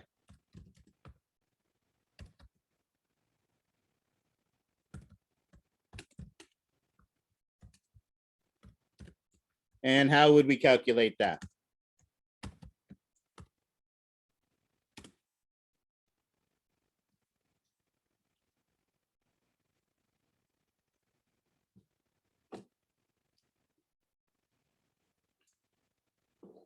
How would we calculate our functional reserve capacity? Would you add the expiratory reserve volume and the residual volume? That is exactly what I would do. And what would the answer to that be? Using the averages that we have here. 2,400. Oh, I realized we didn't do that for our inspiratory capacity. For our inspiratory capacity, what would the average be?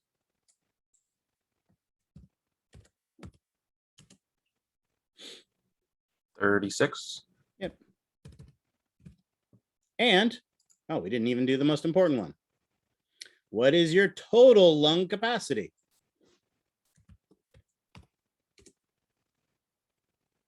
$6,000. Or, right, 6 liters. Back in ancient times, and by ancient times, I mean when I was in high school, there was a beverage that came in a 2-liter bottle known as Purple Passion. Anybody here ever heard of Purple Passion before?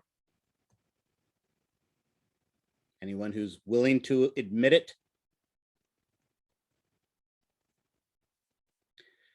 Purple Passion was basically grape juice and Everclear. And so, not surprisingly, if you're in high school and you drink a 2-liter bottle of Purple Passion, what's your night going to be like?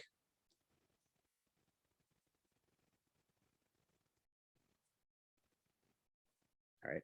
Everclear, for those of you who don't know, is very close to grain alcohol.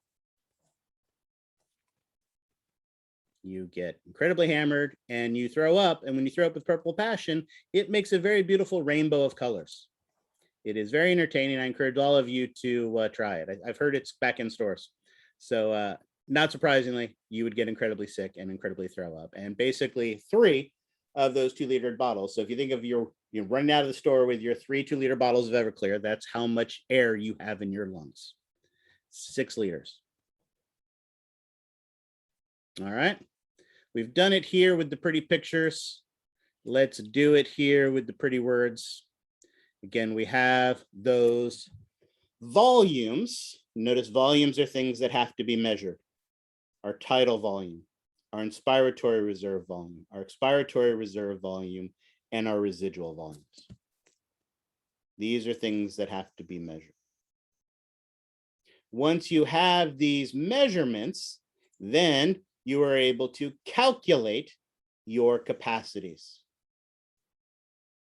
Inspiratory capacity, remember, is how much air you can bring into your lungs.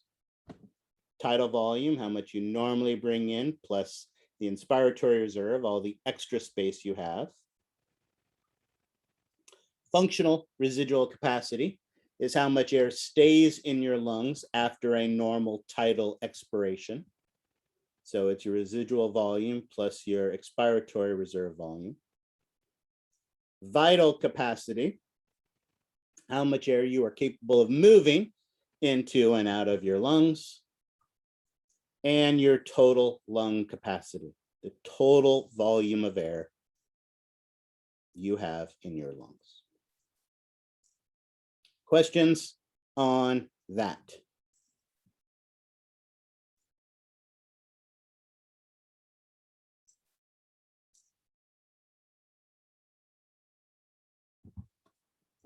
Do you mind going back to the whiteboard real quick? I don't mind at all.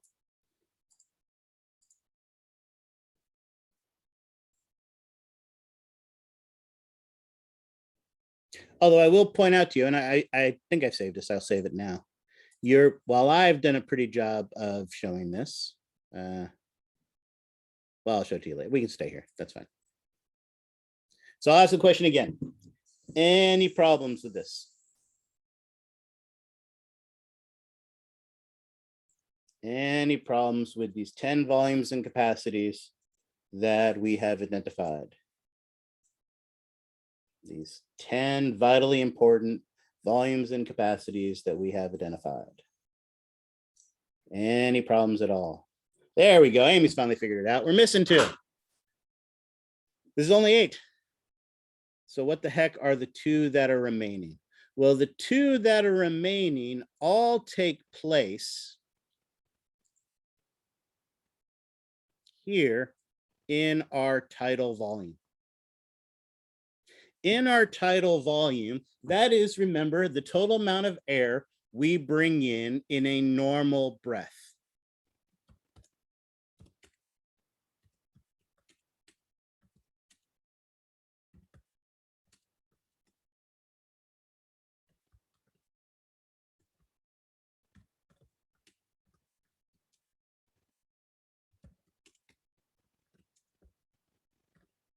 Notice how I changed my wording here slightly. It's the total amount of air I've moved into my respiratory system with a normal resting breath. When I take that inhalation, does all of the air get to the alveoli?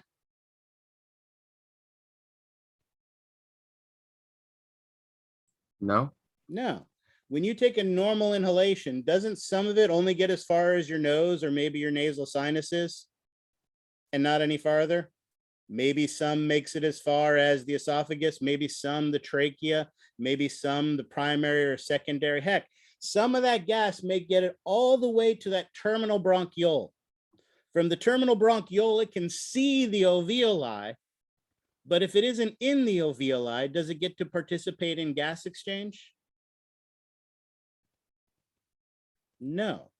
So when we look at that tidal volume, as it turns out, some of that, remember the normal average tidal volume was 500 milliliters. Of that 500 milliliters that we started with, some of it doesn't make it to an alveoli.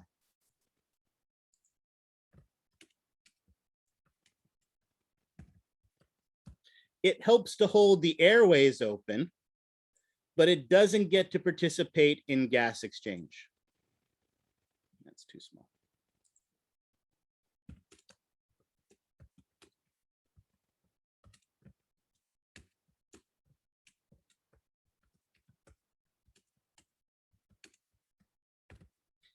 And that volume of air that helps to hold the airway open, but doesn't get to the alveoli and doesn't make it to participate in gas exchange, we call the dead space volume. And notice that's about 30%. Now, again, for everyone, is it precisely 30%? No. No, of course not. So let's erase that number. But there is some amount that can get there. However, the 70% that does make it to the alveoli, and when it makes it to the alveoli, can participate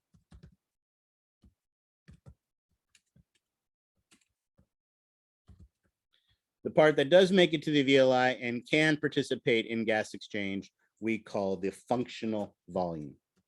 Notice not the functional reserve capacity, that is something different. This is the functional volume. So notice that tidal volume is divided into a dead space volume and a functional volume. Dead space volume doesn't make it to the alveoli, doesn't get to participate in gas exchange, whereas the functional volume does. So if we go back to our whiteboard, we can slice our tidal volume in half and know that our tidal volume, the equals are functional volume plus the dead space volume. And of course, the functional volume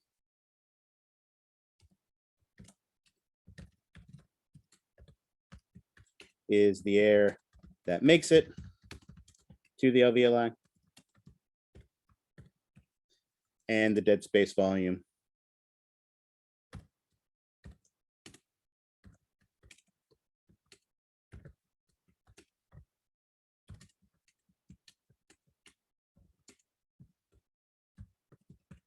does not make it to the alveoli.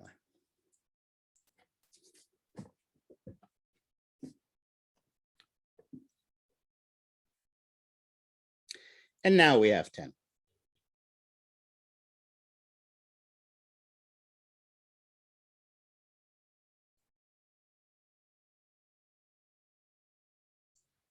Excellent. Thank you, Amy, for catching that there were 2 that were missing. Any questions on this? All right, now, as I promised, we have a pretty picture here, which now I'll save again. But your book has this pretty picture that shows it as well. Notice it shows these, and here they even show, notice if you look, I gave you the average male values, which are different from the average female values. But do you need to memorize the difference between a male and a female value of these? No, of course not. Understand the relationships. That is what I'm looking for. So that if I give you some of these values, you can calculate the others. And here was the point that I was trying to make. Your book's got a nice picture that shows all of this as well. And again, while it shows these male averages, do not worry about memorizing the averages. Memorize the definitions, memorize the relationships. I guarantee these are going to be an essay question on the exam.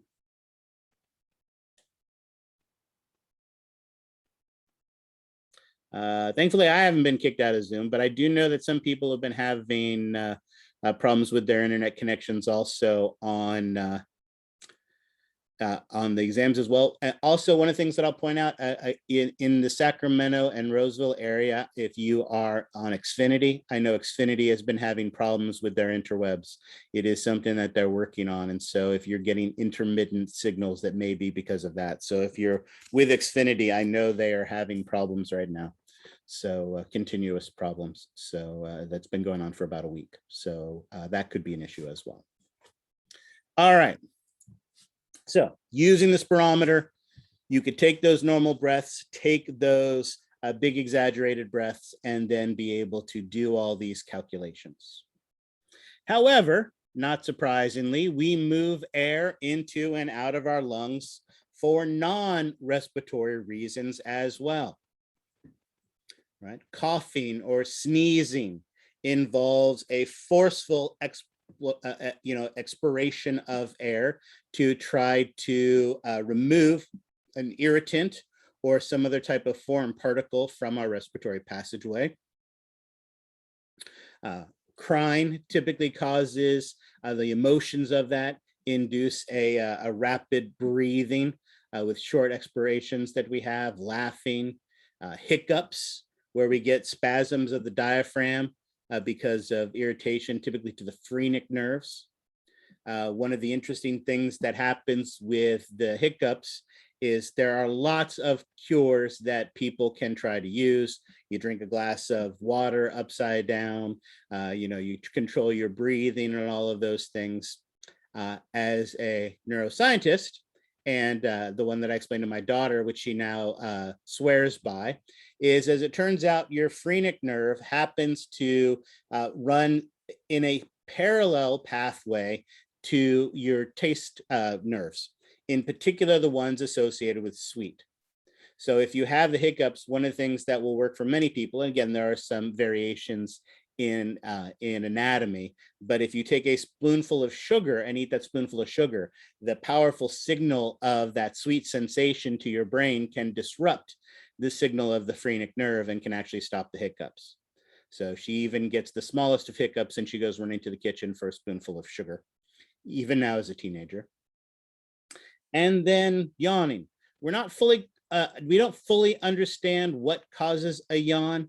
We know that it is not related to the levels of oxygen and carbon dioxide. We also know that it is a very social behavior.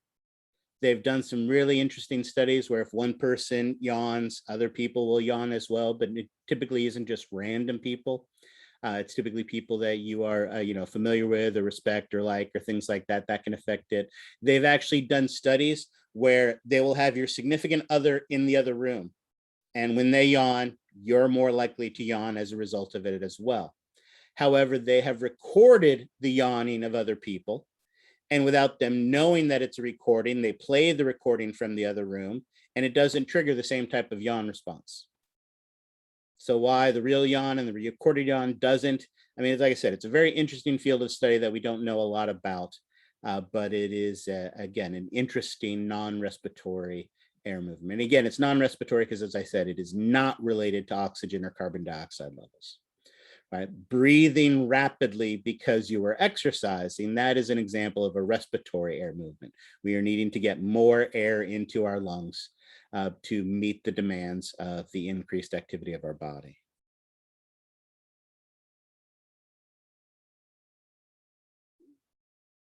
Yeah, see, again, there are lots of anecdotal tricks that people will use to try to get rid of their hiccups. My mom she will breathe slowly, and as she's breathing, if she's breathing out and she hiccups, she'll instantly change and breathe out, or if she's breathing out, she'll instantly change and breathe in. So she'll reverse her breathing while she's doing that, and she swears by that. Yeah, when someone finds a cure, they tend to swear by it, that it works for them. So again, and all of these things are about disrupting the neural activity. That's really what it is. A hiccup is due to a spasming of the diaphragm, typically caused by inappropriate activation of the phrenic nerve. So anything that can disrupt that, like holding your breath, like swallowing, because as we know, swallowing disrupts the breathing process as well. All of these are things that can help to hopefully reestablish that process. All right, excellent. All right, as we now know how to get air into and out of our lungs. What we are going to do starting next week to finish this off is talk more about this concept. But what I want to leave us with is, now that we're done with ventilation, we need to talk about gas exchange. We already know how to transport it. We learned that in the cardiovascular system. So one of the points, the last point we need to make for today, we're going to finish a little bit early, is to again remember what is involved in external gas exchange and internal gas exchange.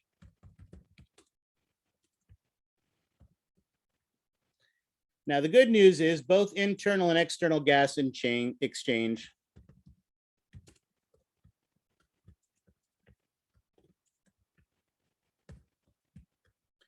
involve, that's not how you spell involve, oxygen and carbon dioxide. So we know the gas is involved.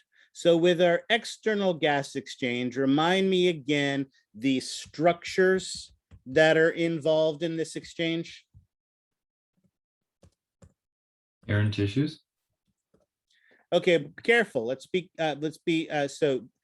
Air wouldn't be a structure. So what would be the structure that contains the air? Alveoli. All right, so it's the alveolus. Alveoli, plural, alveolus, singular, whatever, either way, that's fine. And what would the other structure that our external gas exchange takes place between? Blood capillaries, Which ones? Pulmonary. There we go.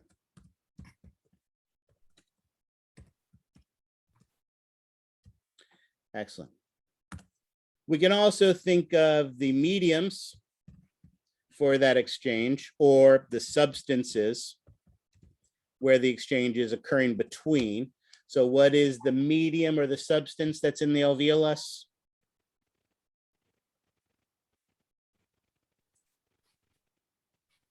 air, There we go. And what's in the pulmonary capillary? blood, Excellent. And we can talk about the directions that they move for oxygen. Which way does our oxygen move in this external gas exchange?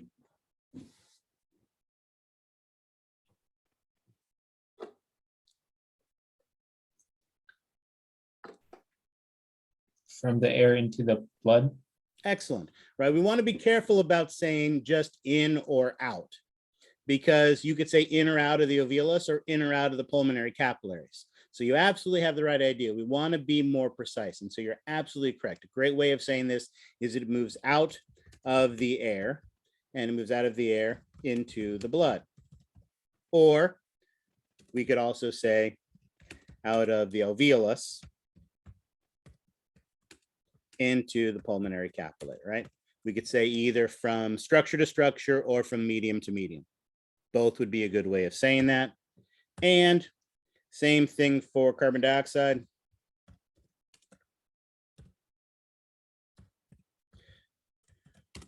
Which way does it move?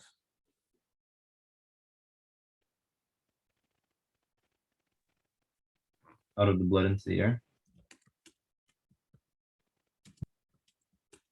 Excellent.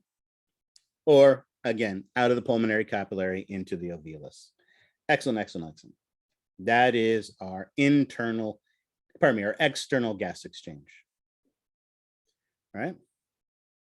Conversely, let's talk internal gas exchange.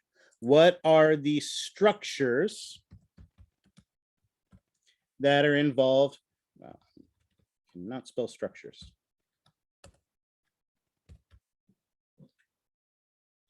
Involved in our internal gas exchange.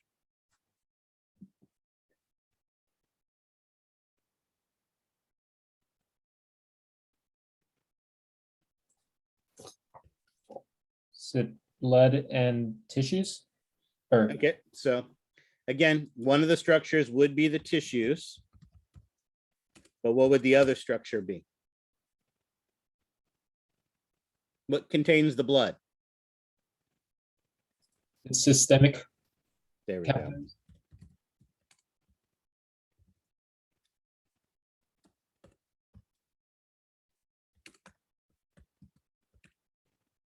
Excellent. Tissues in the systemic capillaries. So then what would the mediums be? Or the substances where the exchange is taking place? Yep, blood and interstitial fluid, although let's put them in the same order. So it'd be interstitial fluid first. And blood. Excellent. There we go. Again, we want to think in terms of directions. Which way would oxygen move in our internal gas exchange?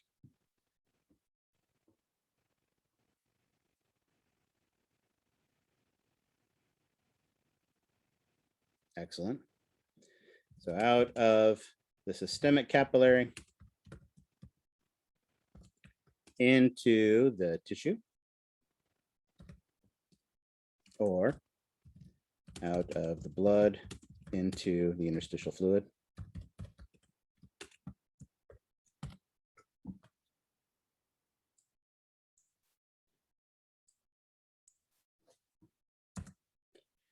And what about carbon dioxide?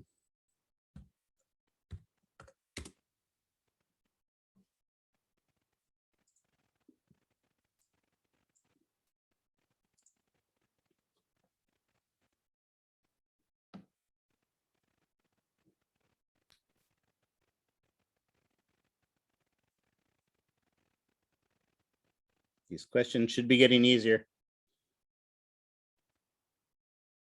Out of the interstitial fluid to the blood. Let's be consistent with the way we did. You're absolutely 100% correct, but I just want to be consistent in the way we've done it. So out of the tissue into the systemic capillary. Or you are correct. Out of the blood. Oh, pardon me, out of the interstitial fluid into the blood. There we go. Eventually we got there. But if you don't like all the pretty words that explain this, then maybe you'll like the pretty pictures. Notice here we have our external gas exchange. And with our external gas exchange, notice oxygen is coming out of the alveolus into the blood, where it's binding to our hemoglobin inside of our red blood cells. And CO2 is moving out of the blood into the air. And this is taking place between our alveolus and our pulmonary capillaries. Conversely, our internal gas exchange is taking place between the tissues and our systemic capillaries. And here, our oxygen is leaving the blood, going into the interstitial fluid.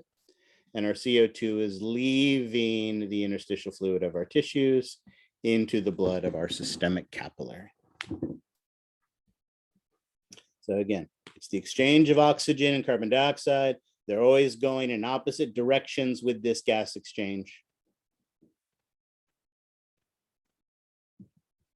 But external and internal gas exchange is different.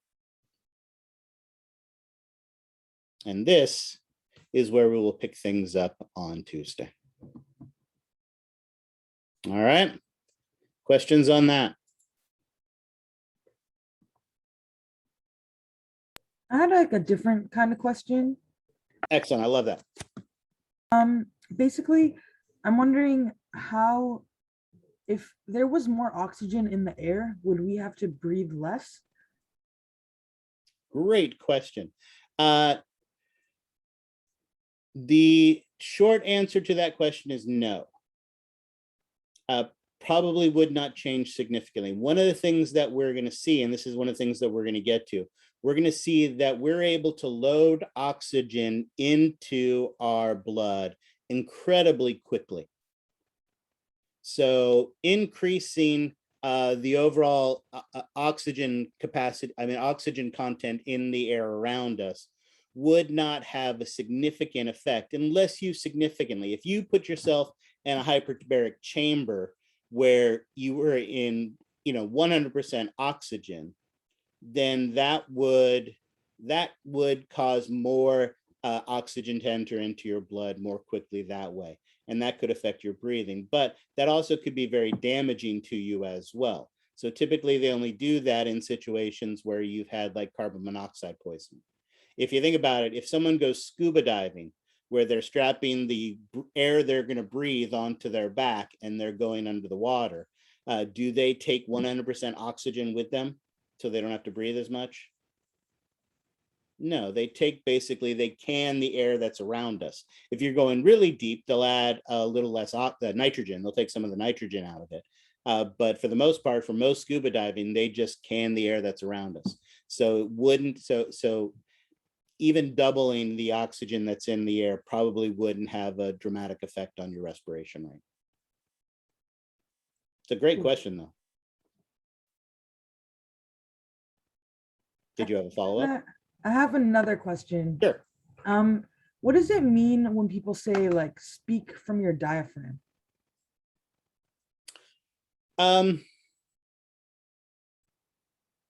So the short answer to your question is nothing.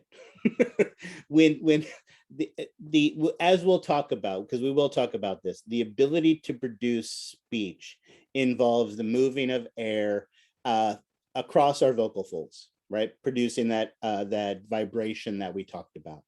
To make a louder and to project your voice further, you need to push the air through more forcefully. Okay. However, as we just learned, to actively push with more force going outward, can our diaphragm do that for us?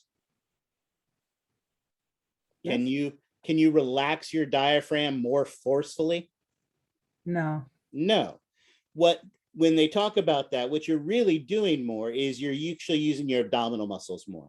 Because when you do your abdominal muscles more, you're squeezing the belly and you're pushing the air outward more forcefully.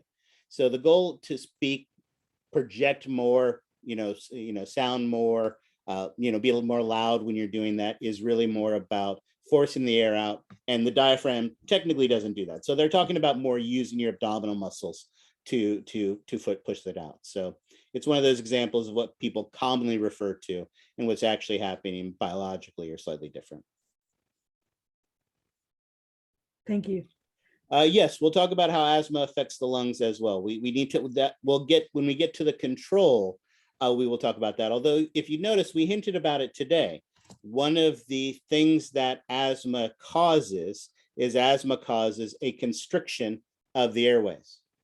And as we saw today, if you change the diameter, if you decrease the diameter of the airways, you are going to dramatically increase the resistance. And it is going to be a lot harder to get the air to where you need to go. So the simple version is that, but we will talk more about asthma and other types of things when we talk about regulation as well. Yeah. Great questions. Any others?